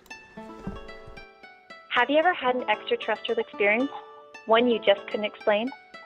Well, maybe I can help. Hello, I am Samantha Mullet. On the second Tuesday of each month, I will join Dave Scott on Spaced Out Radio to bring a human aspect to ET contact. It's something I've lived with my entire life, and I'd love to help you understand. Let's share our experiences. The ET Experience, the second Tuesday of each month, only on Spaced Out Radio. Fairies, Bigfoot, dogmen, trolls, goblins? Hey, if it's cryptid in any way, I'm looking into it. Hi there, this is author Ronald Murphy, also known as Spaced Out Radio's Crypto Guru. Join me every second Wednesday of the month on Spaced Out Radio with Dave Scott, where we will talk about the stories people call tall tales. I will fill you in on the latest sightings and the hidden histories that are causing quite a stir. You can find everything at spacedoutradio.com. Hi there, this is Jolene with Rivulet Reiki and Readings, and I want you to relax. Let me help you chill out and get in touch with your body, mind, and soul. In this busy world, sometimes we need to let go, and this is where I can help. Visit my website, rivuletrndr.wix.com/rivuletrndr, or my Facebook page, Rivulet R&R, to set up an appointment for relaxation, Reiki, or readings, no matter where you are. It's time for you to make time for you. Would you like to expand your clientele? Have you ever thought of online radio advertising? Check out spacedoutradio.com to get your name out there. Our listeners support those who advertise with us, so why not give it a try? We have the most competitive advertising prices out there. Just click on the advertising tab on spacedoutradio.com and contact us today. Are you an ET experiencer, but you just don't know what's going on? Are you too timid or shy to discuss it with anyone? Maybe I can help. Join me, R. Keith Andrews, the first Friday of every month on Spaced Out Radio, and I will help you to find the answers you're looking for. Together, I will help you understand the off-worlders and the true meanings behind your experiences. All you have to do is join us in the Spaced Out Radio chat room. See you there. Every Saturday and Sunday night, as Dave Scott wanders aimlessly in the wilderness, you can come hang out with me, James Tyson, in Spaced Out Weekend. Starting at 9 p.m. Pacific, midnight Eastern, I'll take you along as we talk with some of the best experts in their fields. SpacedOutRadio.com is the place to find us. So sit down, relax, put your feet up, enjoy the topics like the paranormal, supernatural, intuitiveness, and so much more. Hope to see you there. Hi there, this is your psychic medium Joanna, and I would love it if you would join us every other Sunday on Spaced Out Weekend. With host James Tyson, we'll bring you personal psychic messages on two mediums and a large. Questions about love, life, career changes. We would love it if you would come and join us live. Call in and listen in for the experience. Allow us to open the doors to your other side. Two mediums and a large, heard only on Spaced Out Weekend at spacedoutradio.com. Would you like to become one of our space travelers? All you have to do is click on the Space Travelers icon at spacedoutradio.com. For only $5 a month, you can get access to some great prizes, as well as private monthly shows, newsletters, and a members-only section on our website. Become a space traveler today.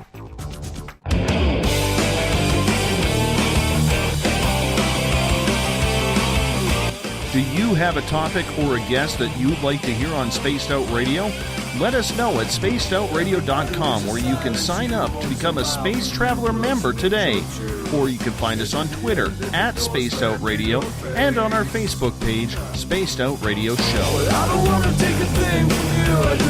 Welcome back to Spaced Out Radio tonight. I am your host, Dave Scott. Hanging in there tonight as we are halfway through. We got 90 minutes to go. Another half an hour with our guest tonight, Lesley Mitchell-Clarke. We will bring her on momentarily. Tomorrow night on the show, we are going to be doing our nightly SOR Roundtable. We'll bring in an assortment of guests. We will bring in a bunch of questions, and we will bring in a lot of fun. You supply the drinks and the party favors. We'll bring the entertainment. It's a fair trade. Tomorrow night on Spaced Out Radio. If you want to follow us on Twitter, you can do so at Spaced Out Radio. Give our Facebook page a like, Spaced Out Radio Show. On Instagram, I can be followed at Dave Scott, SOR. Our YouTube channel is Spaced Out Radio Show. Just click the subscribe on that and give us a follow. And, of course, our website is spacedoutradio.com. Once again, we've been talking with Lesley Mitchell-Clarke tonight on Spaced Out Radio. We have her another half an hour before we open up the phones in hour number 3. Lesley's website is lightworkhypnosis.com. Now, usually I have a bunch of questions prepared, Lesley, but my fantastic listeners have been just flowing out. I haven't even asked you a question that's mine in a while, but I'm just going to continue with theirs because in the end, like I said to you earlier, this show is about them, not me. I'm just the navigator. I'm not the pilot. So I just want to get going right off the bat here because I know we're going to have probably a few more questions for you. Lori is asking from the Spaced Out Radio chat room, earlier on you said there's an agreement in principle when it comes to spirit and us. And she's trying to figure out what that truly means. I'm sorry. Does she mean when we're talking about the interlife before we come into incarnation? Well, and again, this is what I do as far as interlife regression, past life regression. Is really the work of Michael Newton, the great Michael Newton, by way of Dr. Georgina Cannon. And what was discovered after thousands and thousands of interlife regressions is that people had a commonality of experience when they transitioned out of these physical bodies and segued into the next dimension. They're sometimes, shown a life review. They sometimes go to meet with friends and family. So there are about 10 or 11 real common experiences that individuals seem to have, and then recall under the regression with the help of the regression process. Now they don't all have the same experiences at the same time, but at least 3, 4, 5 will be similar. Now, one of the ones that seems most common, which we tend to see repeatedly in past life and interlife regressions, is that the individual, after they have transitioned and maybe reviewed their life in some kind of way, or been to the Akashic Records Pavilion, or any of the different things they do, they meet before a council of loving guides, and these beings on the council, as I understand it, are generally guides that have been assigned to that soul who is coming for them. And this is not a panel of judgment. In fact, the opposite is true. It's a loving meeting where the individual comes in and they sort of look at what the kind of map, the kind of roadmap the individual wants to put together if they have decided to come back into physical life. And that roadmap is they listen to advice, but ultimately it is the decision of the individual whether or not they're going to come into physical life, and if they do, what they want to accomplish, and how they want to accomplish it, and with what beings from their soul group they want to come in with. So because we do tend to incarnate in groups, and we change roles just like a repertory company. Your mother might be your irritating little brother, or vice versa. Your father could be your husband. So we come in and we change roles for the learning experience to accomplish our lessons that we have set out for ourselves. So in all of these regressions, I have never seen a religious judgmental experience, if you know what I mean. And I'm trying to tread very lightly here because I don't want to minimize anyone's belief system. And certainly there are beings that are evolved, such as Jesus or the Prophet Muhammad, that may have interactions with people on the other side. I can't say they don't, but I've never seen never heard about a anthropological God of judgment who then, sends you to hell for doing this, that, and the other. That seems to be a construct of man, or a construct that was put upon us by perhaps a previous superior civilization to keep us in line. I'm not sure. But nothing that I've ever experienced with regard to the regression process reflects a judgmental, angry, vindictive, jealous God. So these counsels that we're talking about here are counsels of love and advice, and they involve generally the spirit guides of that person, which can include beings that are like ETs, because, and this may be a very far-out concept for some of your listeners, it seems that we incarnate on different planets. And, many times in past life regression, someone comes in and has no thought of anything extraterrestrial, and we're doing a regression, and they travel to the life they most need to hear about, and suddenly they're in a different body. And so we are all souls. We are all connected, and we have the choice to experience physicalized life in many different ways. And now I have heard, and this is not something that comes really from my information, but I believe that it's possible when people have laid out a life path with the help of their counsel, and they've come in with their soul group, if it becomes too difficult, because we sometimes bite off more than we can chew, it's possible to adapt that contract and change it to a more humane learning process, if you will. So we're not enslaved to anything. We are able to adapt and change and evolve and tweak everything that we do, whether it's on the physical plane or the etheric plane. That's my personal feeling about all of this, based on what I've heard, these many years. Mm-hmm. Shar has a question in the Spaced Out Radio chat room. Why do aliens leave if they are ordered to do so in Jesus' name? Oh, I think, that's an interesting question, but I think that they will, I think if they're not getting the communication, I think basically they don't want to freak us out. And I think probably if anyone is invoking a deity, they are also expressing fear and a desire for the experience to stop. So, and again, I don't mean to disrespect anyone's religious beliefs, but I think it's possible that more than responding to the invocation of the name of the Christ, they are responding to the desire of the individual. Good answer. That's what I would have said. Thank you, I'm Dave. just trying to make myself look positive here, that one was way over my head. That was deep. That one was deep. Excuse me. Joe has a question in the SOR Space Travelers nightly chat group.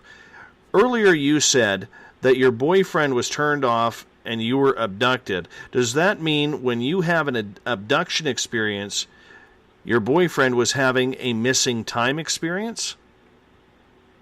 I think it was just deep sleep. I think it was what we simply call, not unlike what we call hypnotic coma or the Esdale state.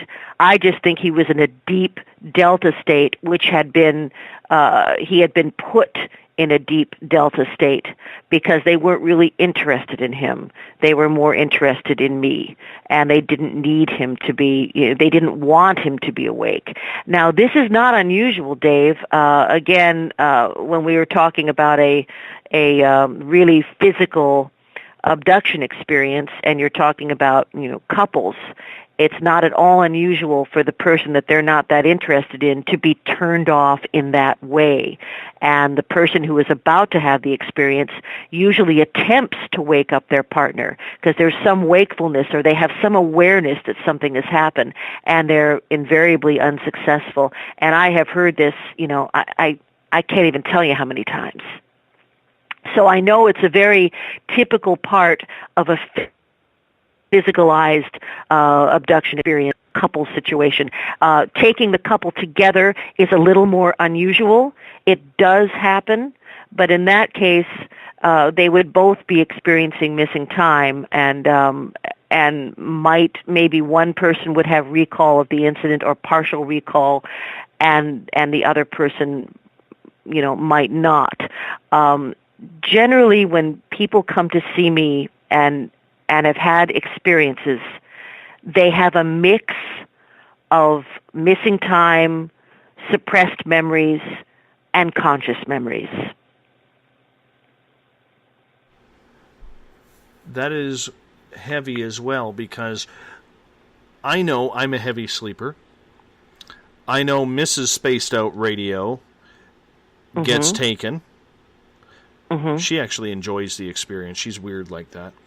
Well, it's cool. But it's funny because she always wakes up when she's going back to bed, and then she looks at our doorway, and there's usually 2 or 3 dudes there hanging out. And it's kind of funny to watch because she's like, "Oh yeah, I got taken last night," and I'm like, "Really? How come you get all the fun, right?" So, do you feel that you have been? Do you think that the morning after when she tells you about these experiences, do you feel that you've had a particularly deep sleep? Oh no, I sleep like a bear every night. So, I couldn't tell you if they put me there or if I put myself there. All I know is that, in the course of the last couple of years, I think it's been, I'm going to say between 8 and 12 times that she's been taken. And almost every night she sees beings at our doorway kind of watching over her, and our son. So it kind of it never really freaks her out. Only the odd time it freaks her out. But she has seen, she's seen, spiritual beings, physical beings. The one being that she saw started off, she saw the eyeballs peering near the bottom of the door, and then all of a sudden it's like it elongated up right to the top of the door. She said it was the weirdest thing, and I believe her. She's got no reason to BS me, I mean. Right. So. And certainly, things can present themselves in different ways. That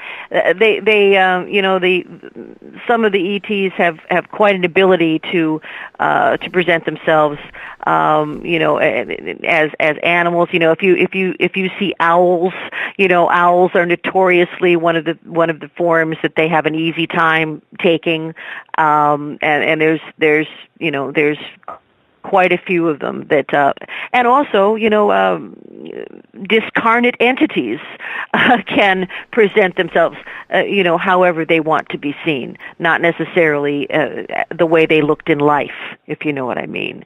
So it's all about perception. One quick story I'll tell you about.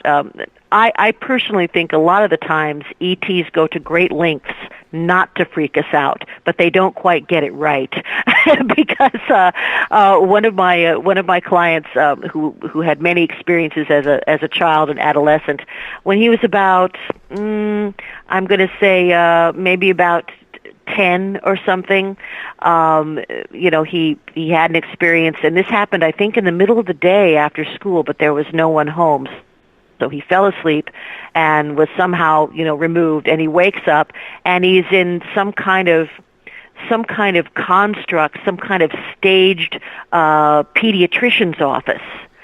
And there are a lot of kids, in his basic age group, some of them that he recognized because he's seen them before in these experiences. And some of these kids appear to be completely asleep. They're just in the chair sitting up, but they're out. They're unconscious. And the doctor comes out, to get him. And the doctor is wearing like a clown mask, which was an attempt to make the kids more comfortable, but in reality it was pretty terrifying.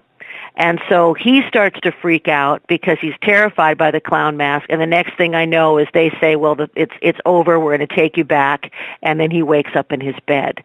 So they sometimes go to great lengths to not frighten us while they're doing what they consider to be their benign procedures. Now also it's not unusual for even when I regress people, for them not to have been shown the ETs as they look with their faces, etc. They might be aware that there's a being on either side of them and walking next to them, but they don't necessarily want themselves to be seen facially because they don't want to disturb us. This is particularly true of some beings that I call them the brown doctors, because they always seem to be involved in just medical examinations. Nothing painful or terrible, just, benign exams, particularly with children. And they're often hooded, but they have kind of a dark brown skin, and they don't like themselves to be seen. But they appear to be, medical experts in this type of, panspermia kind of world a galaxy universe that we're living in. So the beings don't always like themselves to be seen, and I think basically they take a lot of trouble not to freak us out, but it doesn't always work. I do have a comment from Eugene. He will get a hold of you to get on your radio show. Wonderful. Lesley. And I do, when we wrap things up here in about 6-7 minutes, I would love it if you gave your show a plug. Eugene, you can find Lesley Mitchell-Clarke on my Facebook pages. Her and I are friends, so get a hold of her through there and add her, and that way you can chat and schedule an appearance on her show as well, because I'm sure you two, I would actually like to listen to that one. I may listen to that wow. one, so you have to let me know. All right. You have to let me know. Absolutely will. I absolutely will. Well, we're after 5 years of suffering the various tortures of Blog Talk Radio as contact radio, my co-host Wes Roberts and I are now Contact TV, which simply means that we've gone to a visual Skype format when we're interviewing individuals who are, not in our locale. But we're also going to be using a green screen studio as well when we have people in town that we can interview in person. And about every 2 weeks there will be new content. Wonderful guests we have lined up: Giorgio Tsoukalis, Graham Hancock. We're going to have Grant Cameron May 15th. And we are able to be seen after May 1st on our YouTube channel, which is just called Contact TV. And we're also going to live on the fantastic new alternative news platform called Earth Mystery News, and it's earthmysterynews.com, and it's been created and produced by my wonderful friend Sid Goldberg, who is a multiple Emmy-winning director, producer, and Sid has a whole lineup of contributors to Earth Mystery News, some of the most expert people in ufology, people like Linda Moulton Howe, people like Bob Mitchell, and so earthmysterynews.com is up and running, and after May 1st, we will be posting our hour-long shows there, and also on the YouTube channel Contact TV. And if anyone would like to get a hold of us directly, if they have an idea for a show or if they'd like to be on the show, they can email producer@contacttv.com. And there you go. So awesome. it's going to be a lot of fun, and hopefully a lot less stress than the Blog Talk era, which has come to a crashing. Oh, haven't seen it all. Crashing close. That is the redheaded stepchild of the online radio world. It is. It is terrible. It is absolutely terrible. It is, kids. It really is. I felt like one of the students in the Pink Floyd movie, The Wall. That's what I felt like when in that situation. So that's what we're doing now. If you would like to get a hold of me, if you have questions about regression or the work I do with experiencers or any of the other type of hypnosis modalities that we do, you can always reach me at Lesley, that's Lesley, at lightworkhypnosis.com, and I will be very, very pleased to speak with you. And just remember, I start out with the premise that I believe you. It doesn't matter how far it is, whatever you want to tell me, I know that it's coming from a place of truth within you, or you wouldn't be contacting me. So bring it on. I would love to hear from you. Absolutely. I want to slip in one question here that I missed right before you leave. This one comes from one of our regular listeners, Gloria, in the SOR Space Travelers group. Is God, in your opinion, on other planets? I believe the great creative force of the universe is common to all beings, and in fact, every experience that I have had where one of my clients has connected with an evolved being, the awareness of God consciousness and the creative consciousness of the universe is very strong. I think this is something that we share with every being, and so yes, I do believe that God is God, whether we're talking about Nibiru or Mars or distant planets in the Milky Way and beyond. We are all part of the mind of God, if you want, the creative expression. And this physical life that we're experiencing is a magnificent type of creative expression, because the opportunity to learn and engage and perfect ourselves is unlimited, just like the mind of God. Awesome. Lynn, thank you so much for being on Spaced Out, or Lesley, sorry, thank you for being on Spaced Out Radio tonight. Your website, Earth Mystery News, that's a beautiful website. I want my audience to check that out, earthmysterynews.com. I've already put it in my favorites, so I'm going to check it out a little bit more. But your website, your personal one, is lightworkhypnosis.com. Lesley, yes. I want to say thank you so much for being on Spaced Out Radio tonight. It's been an absolute pleasure. I would love the honor of being able to do it again with you. Oh, you better believe it, Dave. And again, thank you so much for everything that you do.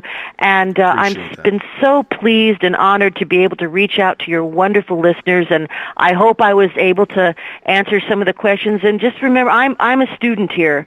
I'm just going along and learning like everybody else. And every day, I learn new stuff. And I'm just so pleased to be able to share it. Awesome. Thank you so much, my dear. You're listening to Spaced Out Radio. I am your host, Dave Scott. We'll be back for the final hour. Open lines, open questions to you right after this. Are you interested in advertising on Spaced Out Radio? Head to our website at spacedoutradio.com and click on our advertising tab. There you will find an assortment of ways you can get your product out there with us. From the radio, commercials, to banners, to social media. Have a product you'd like our host to endorse? We can do that too. Visit spacedoutradio.com for more details. Visit purpleplates.com today. For over 40 years, the Purple Energy Plates have been delivering amazing results for their many customers.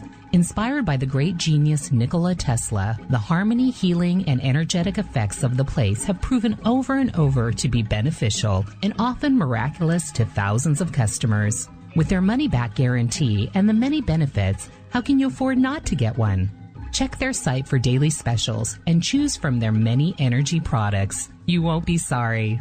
Right here, this is where we divulge the fruit of our research. Here on the Webster Phenomena every Saturday night at 8 p.m. Pacific, 11 p.m. Eastern on Spaced Out Radio. Attention Spaced Out Radio listeners. For only $5 a month, you can join Spaced Out Radio Space Travelers. Your membership at spacedoutradio.com will give you access to private fan area on the website, get you a monthly newsletter, draws for monthly swag, and a whole lot more. Sign up today to become a part of the Spaced Out Radio experience. Strange creatures lurking in the night, the sounds of wood knocking in the forest, odd happenings right out of a fictional world. These are the reports I love. Hi there, this is author Ronald Murphy, and I would love it if you join me and Spaced Out Radio host Dave Scott the second Wednesday of every month on our journey into the unknown land of cryptozoology at spacedoutradio.com. From Mothman to Frogman and everything in between. Hey, they don't call me the crypto guru for nothing. Greetings and salutations, space travelers, from the Chronicles of the Unknown team. What is Chronicles of the Unknown? I keep hearing about this thing. It's a new paranormal reality TV show based right here in beautiful British Columbia, Canada. Follow our team as we uncover claims of activity on the Caribou Gold Rush Trail. You can also follow us here every third Monday, where two members of our team will be available to answer your questions. We'll give you some equipment updates and some of our experiences on the road, right here on Spaced Out Radio.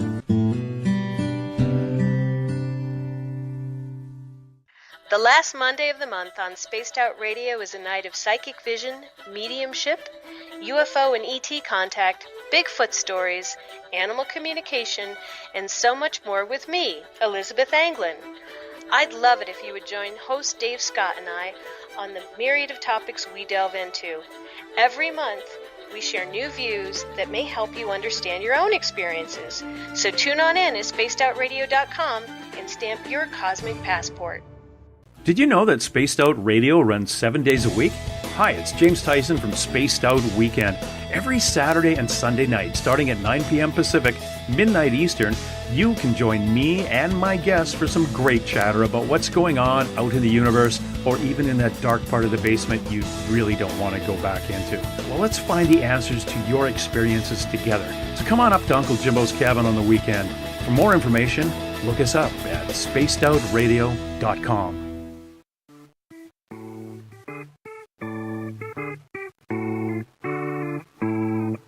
Missed most of tonight's show? Don't worry, you didn't miss a thing. You can head to our website, spacedoutradio.com, and download our archives for free.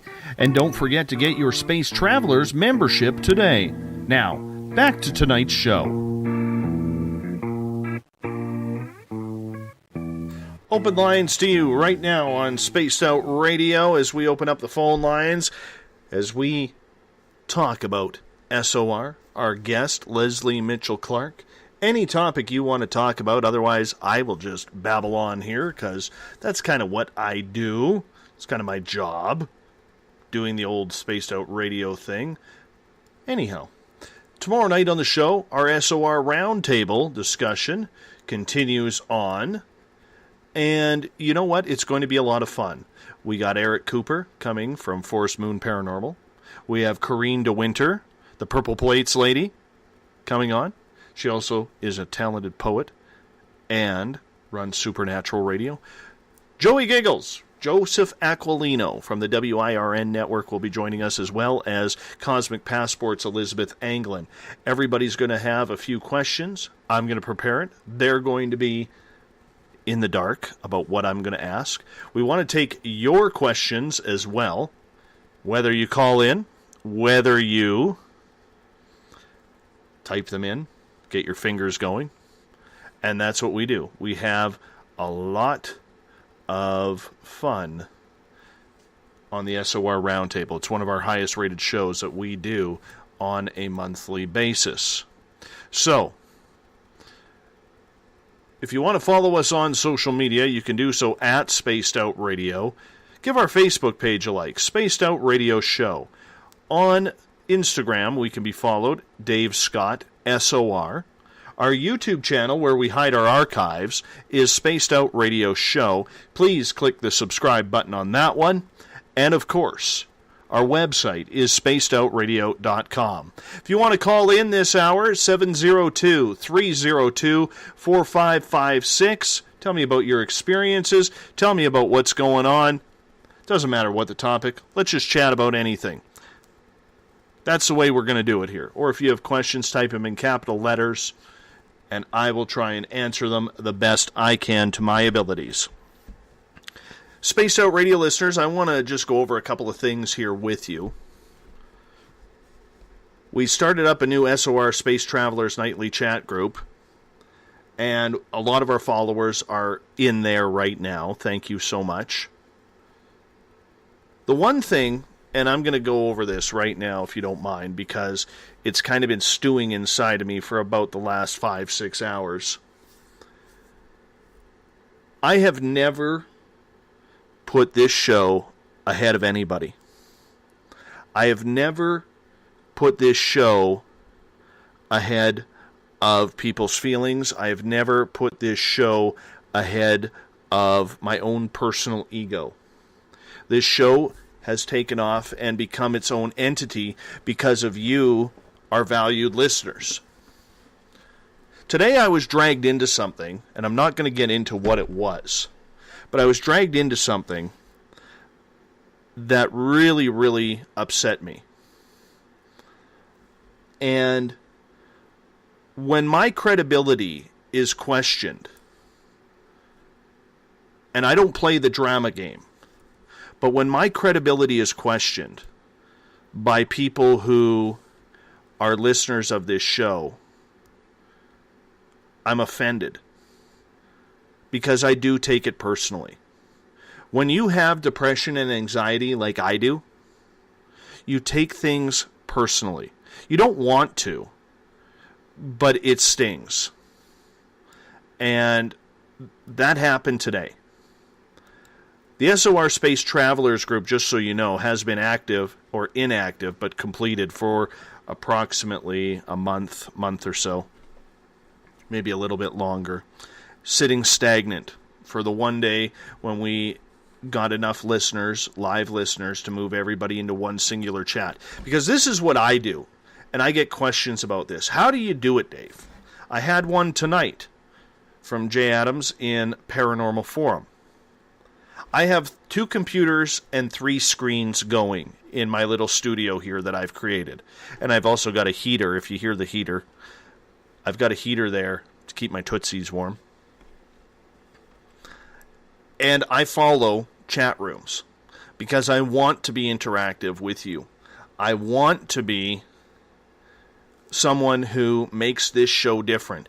Because like you, I've listened to other shows. They seem to forget that their audience isn't there. I don't want to be that guy. I don't want to be that guy at all.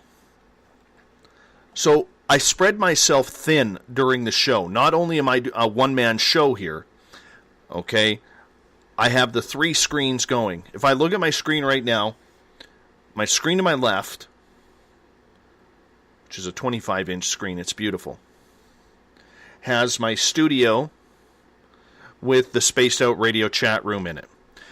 On my laptop straight ahead of me is Paranormal Forum, and on my other laptop is the SOR Space Travelers nightly group.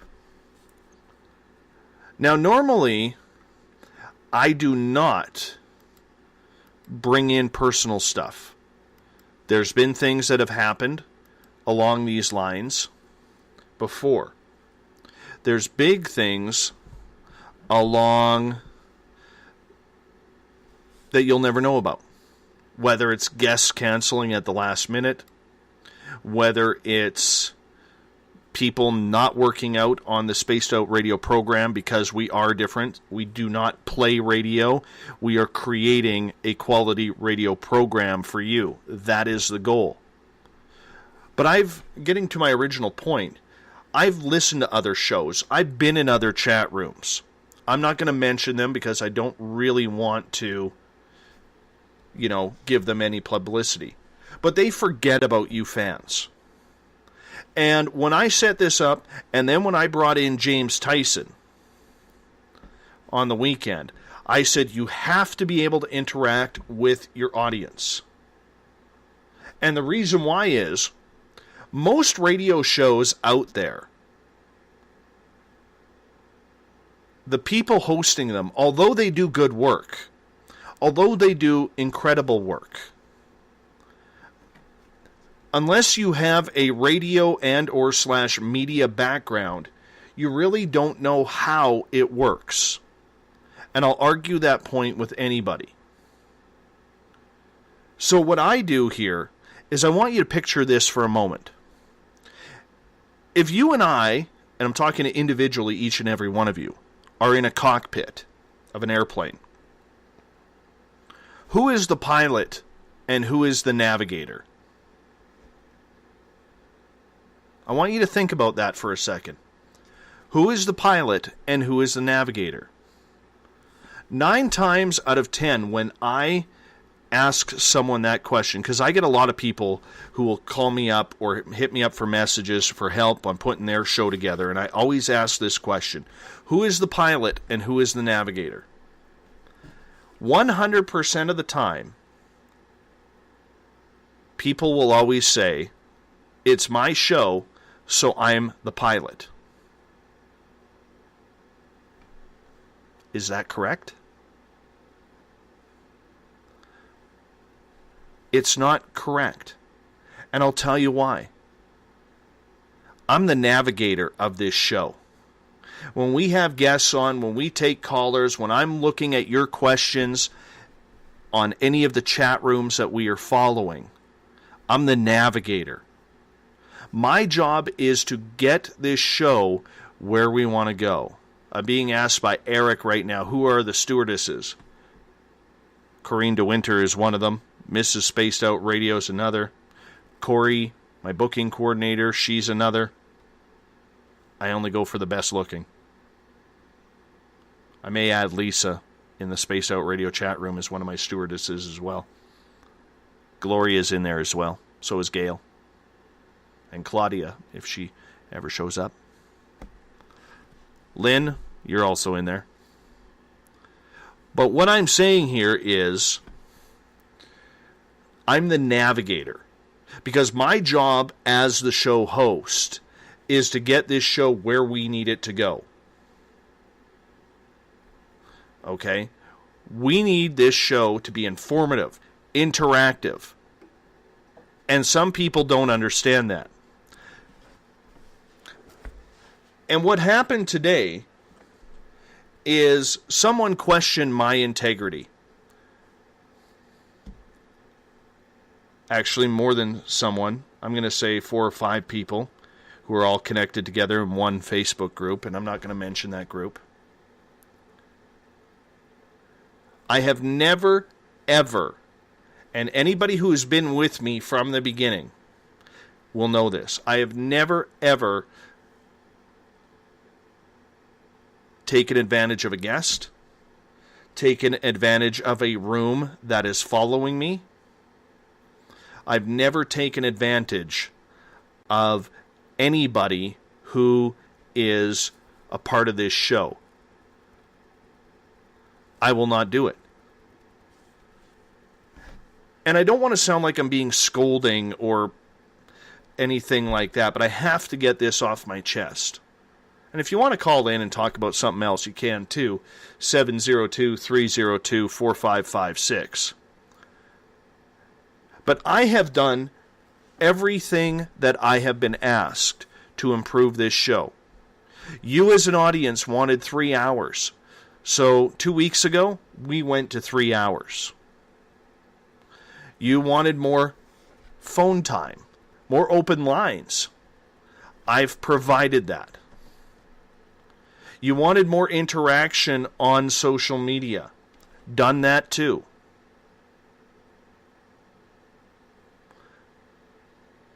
I've done everything possible to try and get this as accommodating to you, the listener, as I possibly can.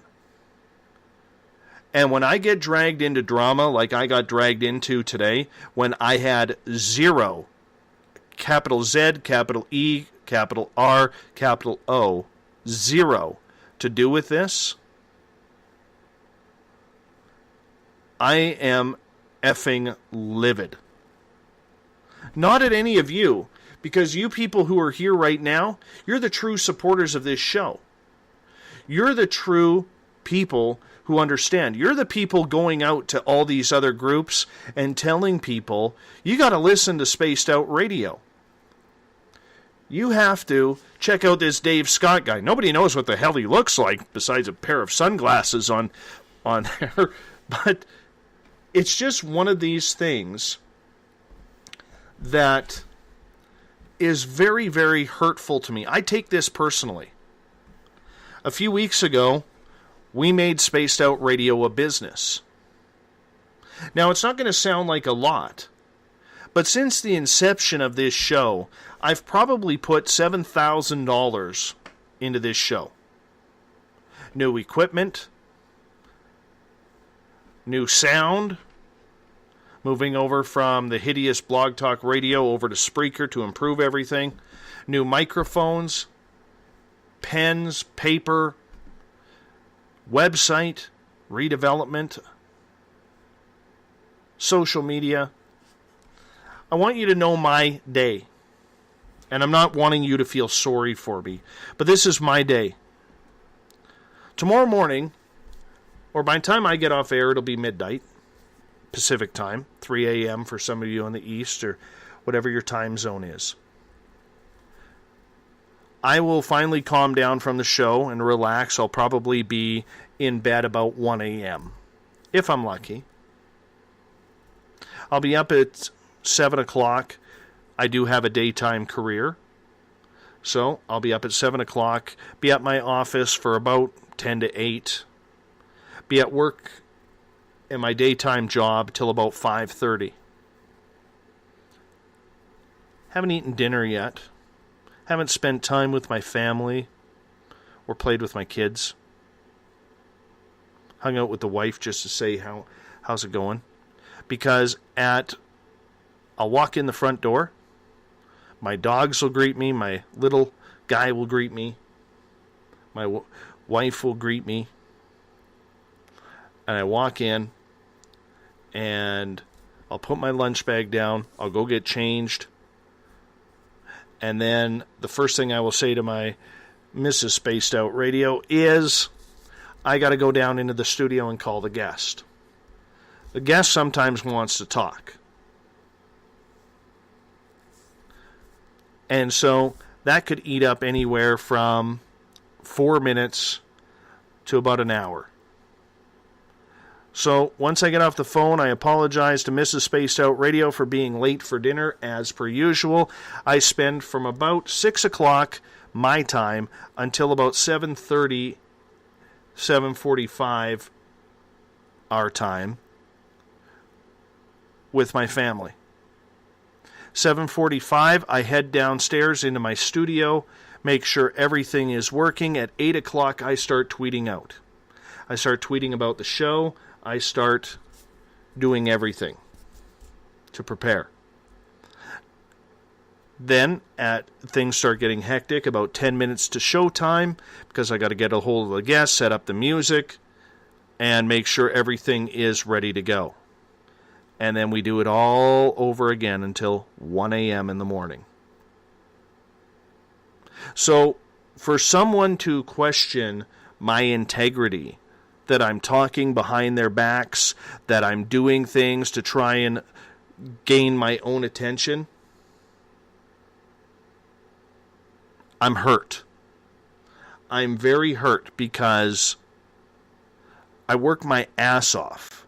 I'm trying to make a business. I know all of you are supporting me. I'm reading the comments as I'm chatting here. And I'm very, very thankful for each and every one of you. And I mean it, and I've said this already tonight, and I say it almost every night. I am the most blessed person because each and every one of you are taking precious time out of your life to spend it with me. Think about the day that I just told you about. This is a daily occurrence for me. Think about my day. I'm not saying feel sorry for me. I don't want you to feel sorry for me because this is a personal choice.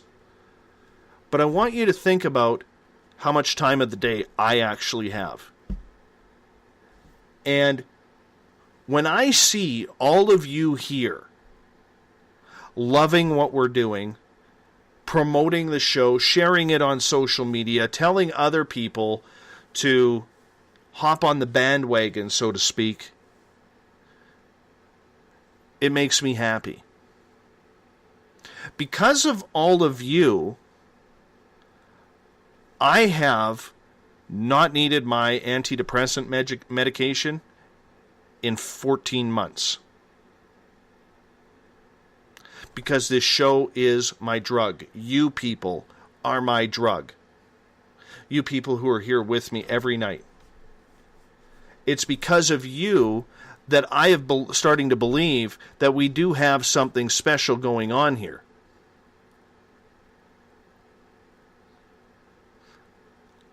I do believe that we have something that's worth growing. At no time have I ever relinquished what we do or the goal that was set on this show. I've never released it. Some people tended to think that this show was their show and they were directing it. All I did was listen to what you, the audience, want. And I sit there and I listen, and I've got the notes saved. So I listened to absolutely everyone. What I can do. What should I do? And I accommodated. And to be dragged into this drama that I was dragged into today, I'm not impressed. Because I've never played that game with this show. I am very strict with my show. I am very strict about the rules, the guidelines, because I read what's on social media on a daily basis. I see the BS that is happening out there. I don't want any part of it. I don't want Spaced Out Radio's name to be a part of that.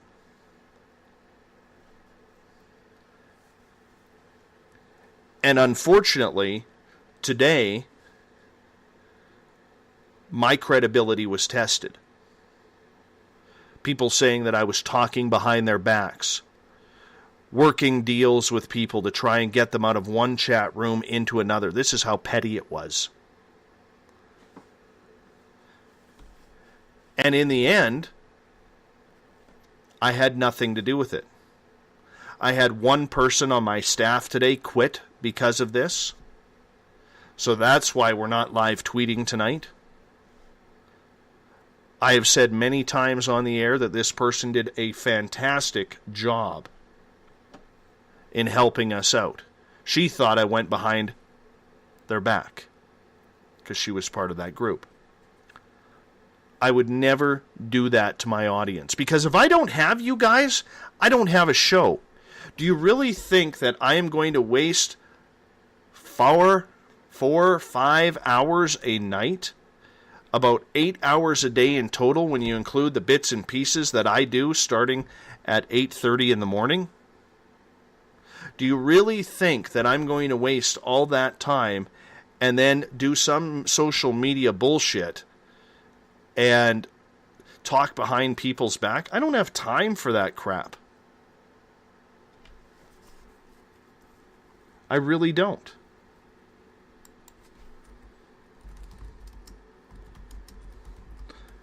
And all I'm saying is thank you to those who saw right through that. You know who you are. Joe, Gloria, Eric, Bill, Gail. You saw right through that. And I appreciate that.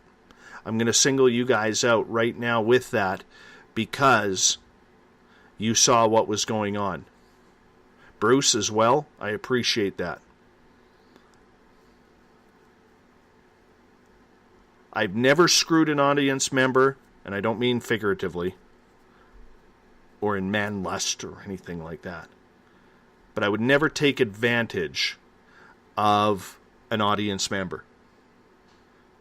Because you are choosing your time, your precious time, to spend it with me. 2, 3 hours a night, maybe it's only 20 minutes. Lisa, thank you. Okay, but today, I was slapped in the face. And this is why, normally I'm professional about this stuff. When my former booking coordinator left James and I high and dry a year ago, where we had no contacts, no shows, I never said a thing about it.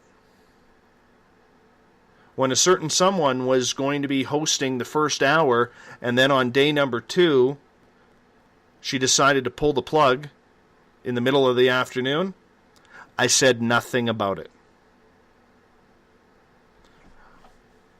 When I got questioned 3 weeks ago, the day after I got back from Vegas, which was the shittiest trip I've ever taken down there, and the next morning I got questioned that my show was boring, that it wasn't fun, it wasn't entertaining anymore, I kept it silent.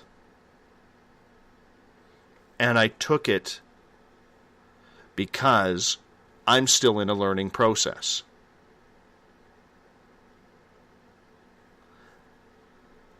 And when it culminated today, I was done. I was done. That's why I'm venting here. And I want to say thank you, and I hope I didn't scare any of you off.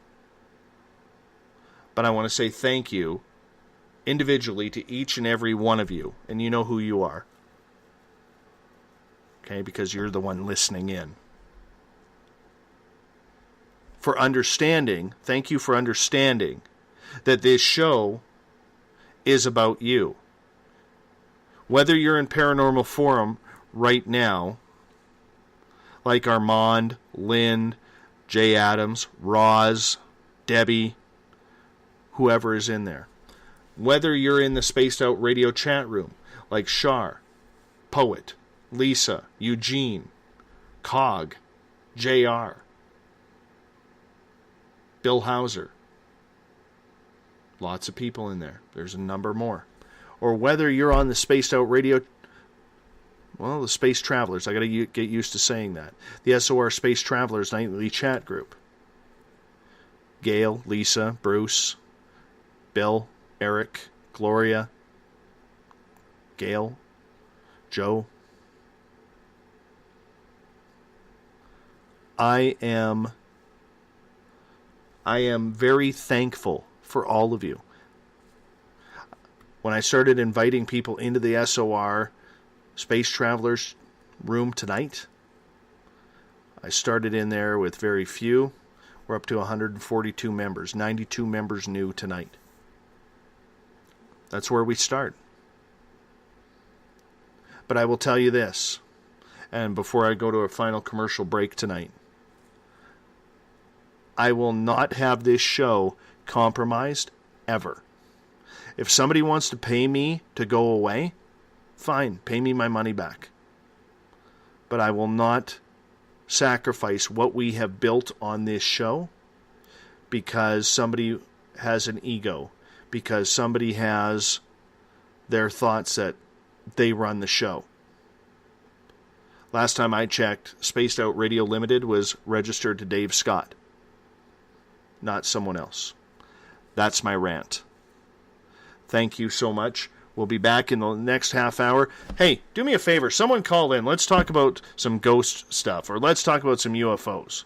702-302-4556 is the call-in number. We'll be back after this break. Become more intimate and interactive with Spaced Out Radio.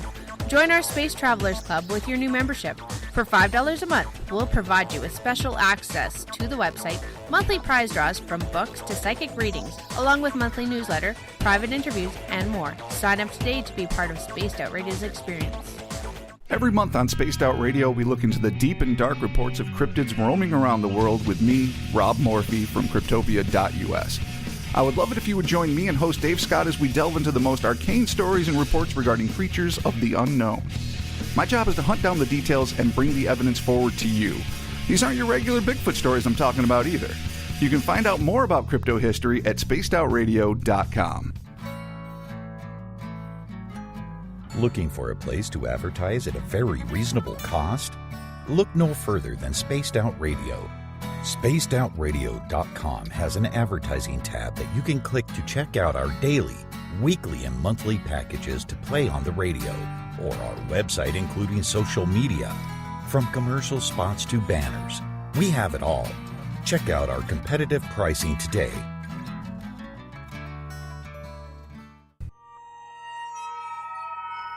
You hear footsteps in the empty room above you.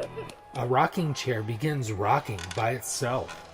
Don't be afraid of the things that go bump in the night.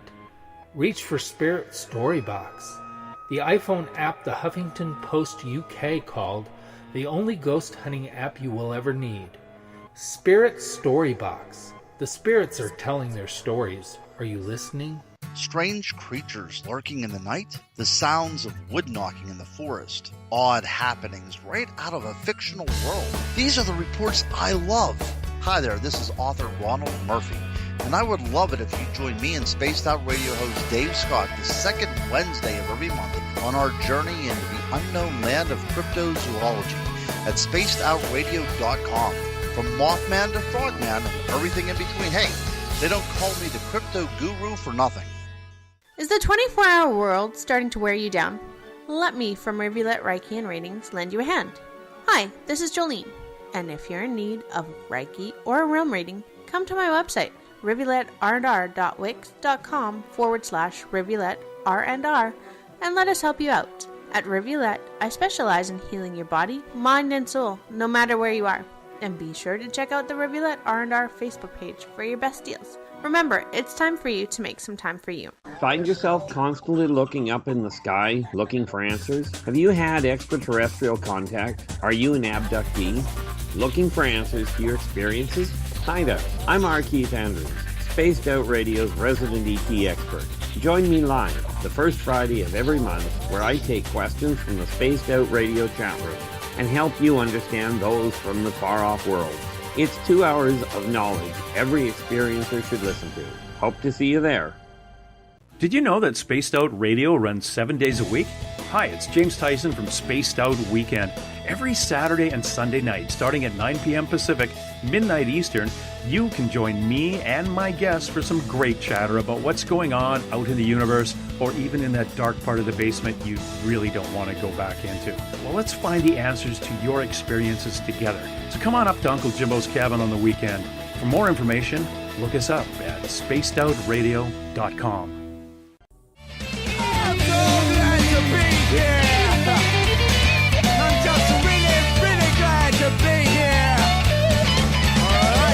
Would you like to connect with us on Spaced Out Radio? Head to spacedoutradio.com to check out the latest shows, guests, and sponsors. And don't forget to sign up for the Space Travelers Club. You'll find all you need at spacedoutradio.com.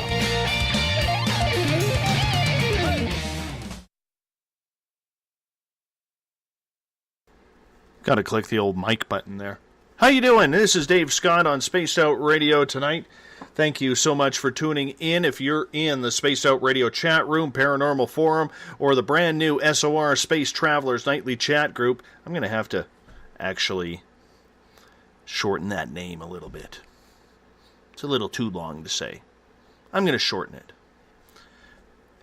We are happy to have you all with us tonight. Thank you for, if you listened to the last half hour, I went off on a little bit of a rant, but I hope you don't mind about that. Let's move on. Let's move forward. This is about positive stuff.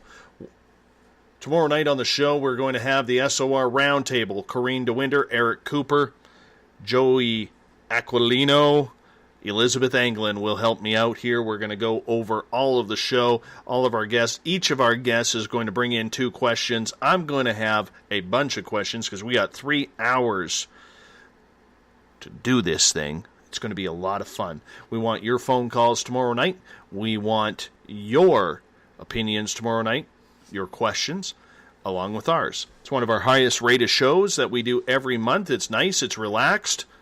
It's really about nothing, but it's about everything at the same time. That's tomorrow night on the SOR Roundtable. We do it the final Friday of every month. If you want to follow us on social media, you can do so at Spaced Out Radio. Give our Facebook page a like, Spaced Out Radio Show. If you want to follow us on Instagram, Dave Scott, SOR. If you want to check out our archives, go to our YouTube channel, Spaced Out Radio Show, click the subscribe button, and of course our website is spacedoutradio.com. Now, during the break, I did miss a phone call. If you're a 360 area code, call on back. I apologize. I had to step out to the men's room there for a minute, wash my hands, make sure I look pretty for all of you out in Spaced Out Radio land. Open line, 702-302-4556. We'll keep going until we have no more callers. That's just the way it goes on this show. And we're going to bring in a phone call right now from the 360 area code. Hi, hey. Who's this? This is Eric. Hey, Eric, how you doing, man? Good. I've got a ghost story for you. Oh, beautiful. Fill us in. All right, so I lived in Dettelbach, Germany, over a Greek restaurant. You might want to you might want to turn your sound down a little bit because we're getting a little bit of echoing. Okay, gotcha. I'm on the phone, so I can't really control sound, but I'll lower my voice. So we lived in a apartment above a Greek restaurant in a little town of Dettelbach, Germany. And we had cold water boiling. We had pictures would move on their own, go crooked. We had a secondary apartment my daughter lived in that if you took a shower in it, you felt watched. The normal ghostly stuff, with the exception of cold water boiling. And yeah, so my friend was a medium. And when it was all said and done, she actually had a knife thrown at her from across the kitchen. We actually moved out of that place. But the spirit that occupied the apartment turned out to be a German butcher that actually, and this is going to sound crazy, but actually killed kids in the cellar of this building. It's gross. Yeah. So that was the first actual haunting I've actually been run out of. I remember my first paranormal experience. I was 21 years old, working as a hockey instructor at a training facility. And I remember it happened at about 5:30 in the morning. I had opened up the rink for a team to come in and have their early morning practice. My job basically for the next 2 hours was to sit there and make sure nobody got hurt. And I was talking to a few of the parents that I knew whose boys were about to go on the ice. And right behind me was this cement brick wall. And you got to realize this was in like an industrial facility. It's a miniature hockey rink, only about a third of the regular size of a hockey rink. And that's why it was a training facility. And we were only the second business in this building, and this building was probably a quarter-mile long. So, pretty big building. And there were only two occupants of that building, us way at the far end, and right at the beginning of the building where there was another company stationed in there. And so, 5:30 in the morning, I got a couple of parents that were sitting around chatting away, and all of a sudden there's bang, bang, bang on the cement wall right behind me. Scared the living daylights out of all of us, kind of startled us. So I had a flashlight. I went over with a couple of parents just to make sure no one had broken into that part of the building. And they had these big bay garage doors. We put the flashlight up to them. Of course, there's nobody there. It's just dust and dirt and construction parts, nothing there. We go back into the building, same thing, like someone is taking a sledgehammer right behind me on the wall. That happened 3 times that morning. But after that, the paranormal experiences that started there, it was unbelievable. Absolutely unbelievable. And it got to the point where I hated going to work. I just could not work there anymore. I don't blame you. Now, where the Paracon's going to be held in October is one of the most haunted towns in our county anyway. We have a haunted walk, and there's actually spirits that go between the buildings. You'll encounter the same spirit in like 3 different buildings. So, yeah, most interesting. I want you to talk about that Paracon, Eric, because you're actually going to be a guest on this show at the end of May. You're also going to be on the SOR Roundtable tomorrow night. But this Paracon in Concrete, Washington, you've actually invited me to come speak, and it will be only the second time I've spoken publicly at an event. The last one was held by the Chronicles of the Unknown team last year. But I got to be honest with you, man. I'm pretty excited about being a part of this. Tell us about the Paracon. Oh, we are too, because I mean, this is our first annual. We've never had a Paracon, and we have 9 speakers. And yeah, it's going to be fun because I mean, the speakers pretty much came to us. So everything's lined up, and it's until October 22nd, 23rd. So we still got all kinds of time.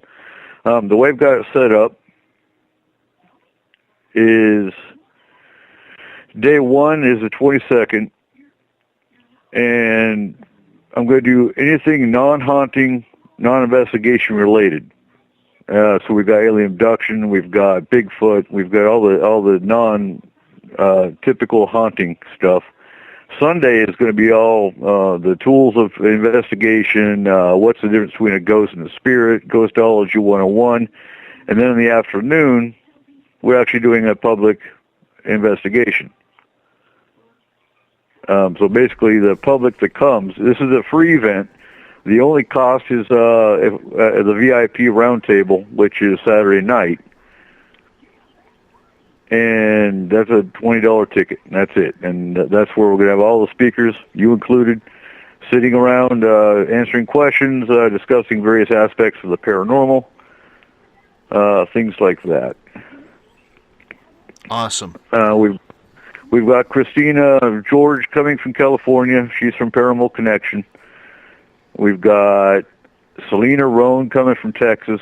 She's had experience with doppelgangers, astral projection, somewhat OBEs, and she's kind of going to come as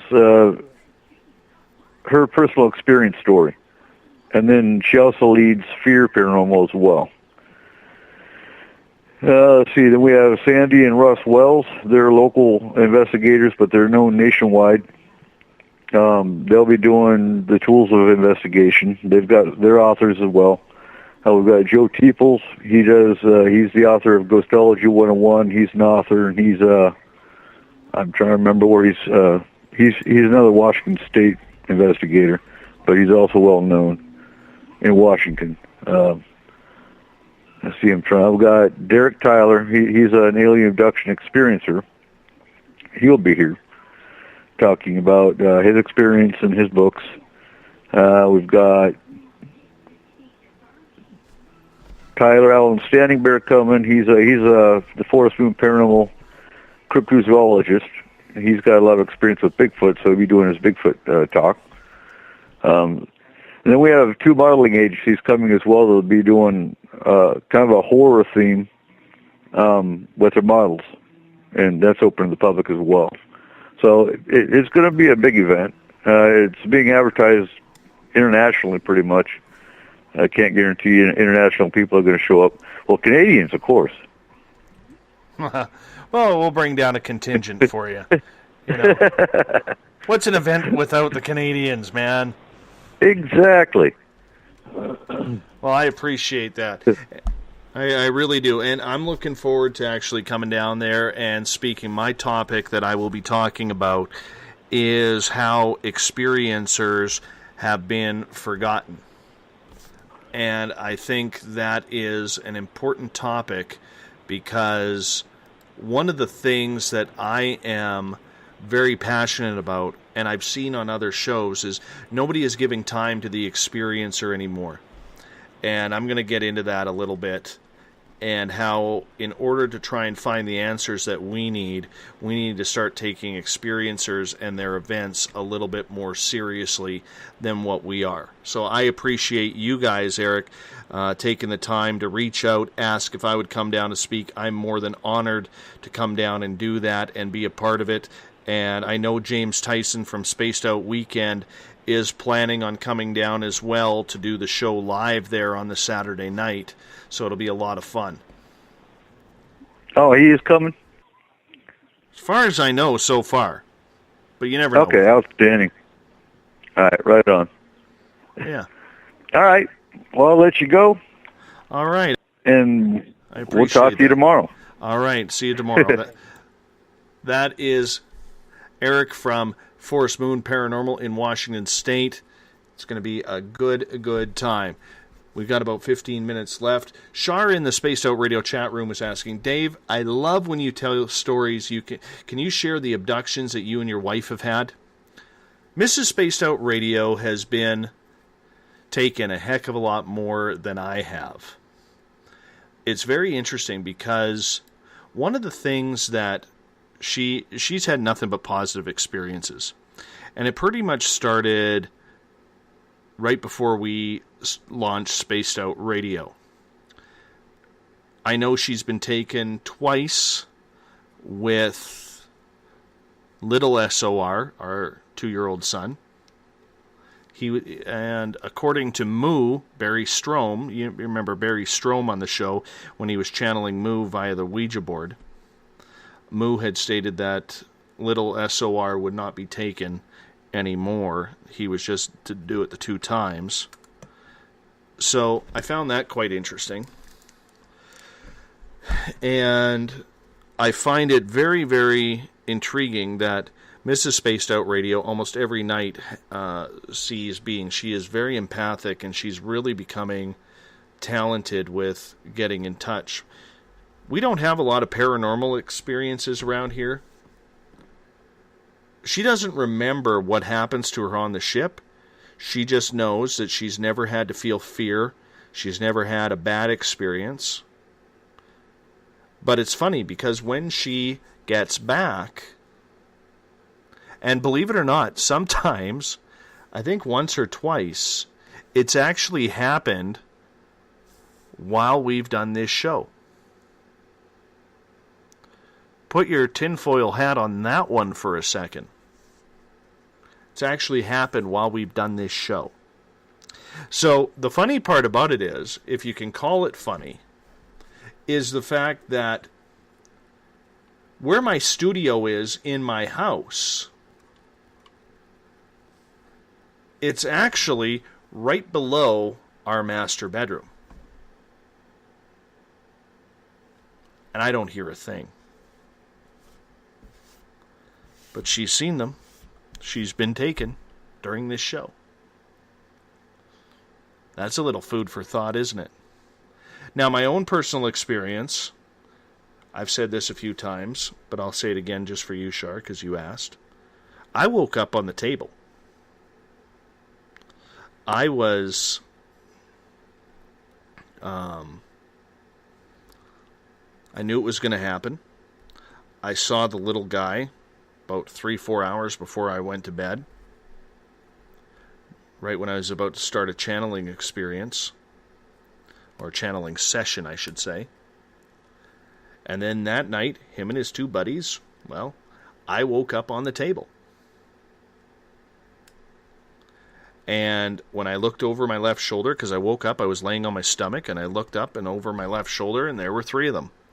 The funny part about it is the room was black, there was 1 light, and these 3 little dudes. They were dressed in like silver black outfits. Tiny hands. Like, these guys were tiny. I would say if they were 4 feet tall, they were... I don't even know if they were that big. And I felt them operate on me. I remember I felt like I needed to scream. I felt like I needed to try and get up, but I couldn't get up. And then I remembered the voice of Samantha Mowat, who had told me 4 or 5 months previous, after her and I had seen an extraterrestrial together at 2 o'clock in the afternoon. I remember her telling me, it's not going to hurt. You're going to think it does, but it actually doesn't. Just sit back, relax, let them do their job, and they'll get you home right away. So that's what I did. Until I had the urge to go to the bathroom. This is where my story gets funny. And I remember Lorian Fenton. If you've never heard Lorian Fenton, I'll try and bring her on the show again. But she's dealt with My Labs, super soldiers, extraterrestrial contactees for probably the last 25 years plus. Beautiful lady. And one of the things that she said was, when I told her this story, she goes, Dave, you know how I know you're telling the truth? And I said, how? She goes, because nobody in their right mind would say that they were yelling at the extraterrestrials, get me back quick, because I'm going to pee my pants. And that's exactly what it was. Lynn is asking, Dave, were you scared? When they started working on the back of my head, and I started hearing the noise, I think it was a saw or something, that scared me.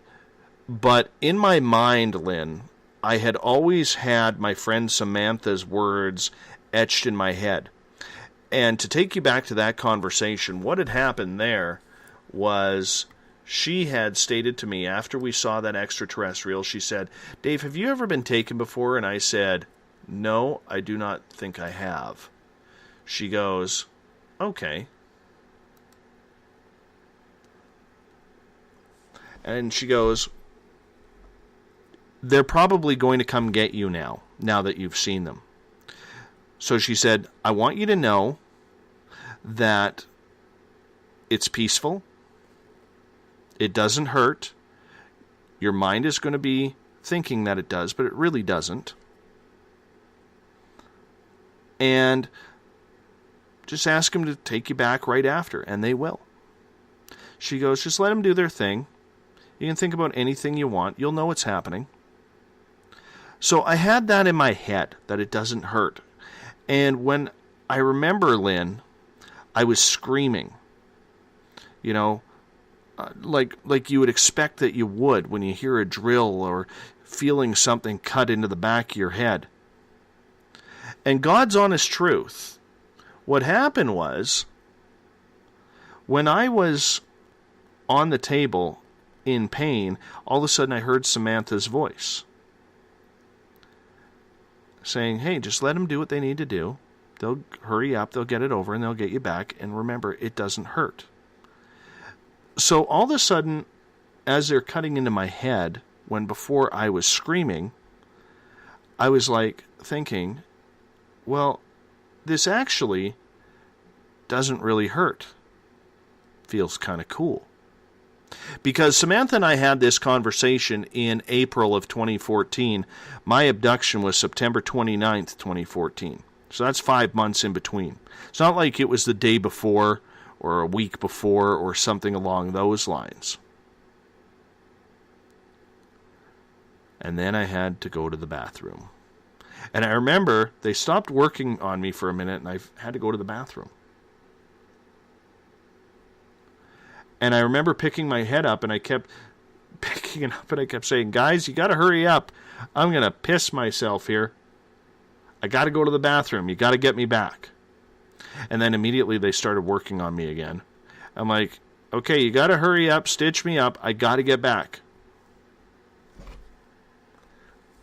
And eventually, I got back. My head was thumping. I was lying on top of my blankets, my face buried in a pillow, which I never am laying like. Like literally, my face. Like there was no breathing area. My face was buried in the pillow.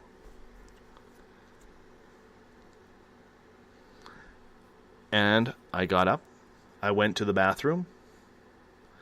And did my thing. And I do not recall being taken since. Now, Mrs. Spaced Out Radio, on the other hand, she will tell you point blank, and you know what? Maybe one night I'm going to bring her on the air. Joe is asking in the SOR Time Travelers room. It would be nice to hear Mrs. SOR say hi sometime. So I will actually ask her to come on the air and share her experiences. She's not really a good public speaker, so to speak. But we'll try and nail that down. Gail is also asking, Dave, they should have offered their bathroom to you, unless aliens don't go to the bathroom. Maybe they don't. I wonder, do they have stalls? That's a good question. That is a very good question. We will get to that. Tomorrow night on the show, it's the SOR Roundtable, taking your questions.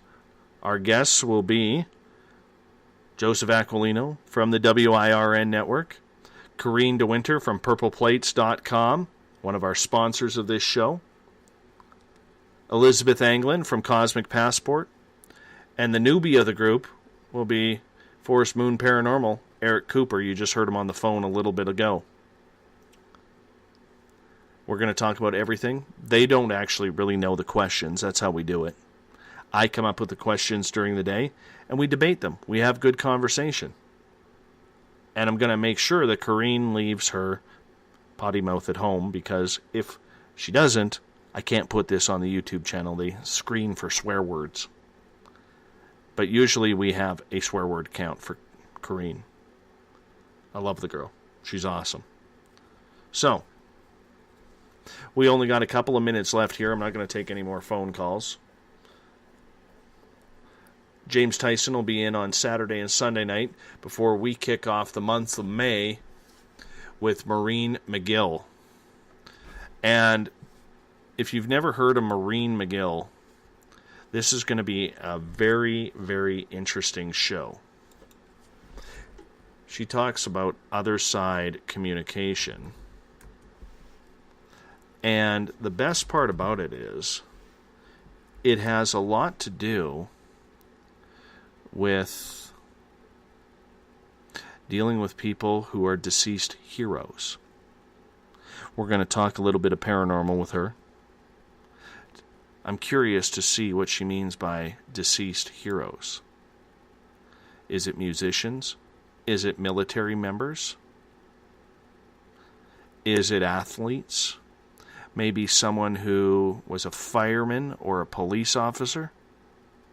It's going to be an interesting show. That's what we're discussing Monday night as I get back in the hot seat after taking my Zen, taking my Chi, and going on and forward on the mighty SOR.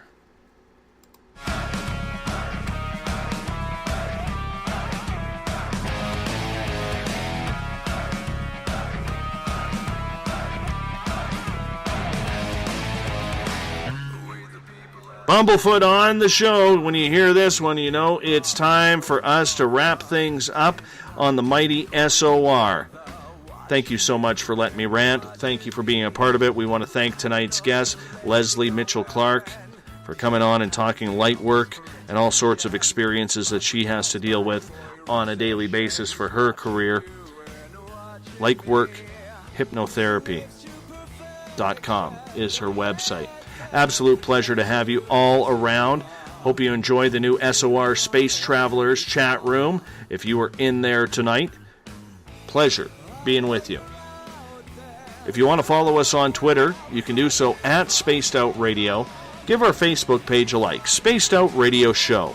On Instagram, I can be followed at Dave Scott, SOR. Our YouTube channel is Spaced Out Radio Show. That's where we put all of our archives. Please click the subscribe button on that one.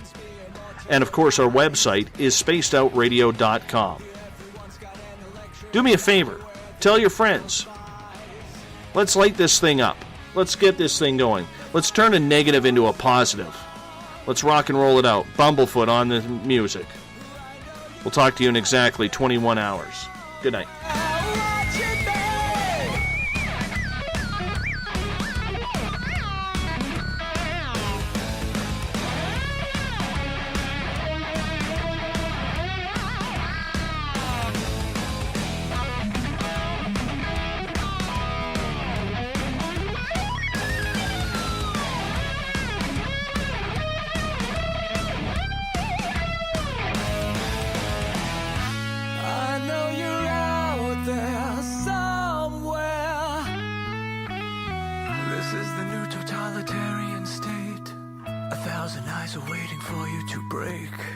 Stay in line, don't make a mistake. We're watching.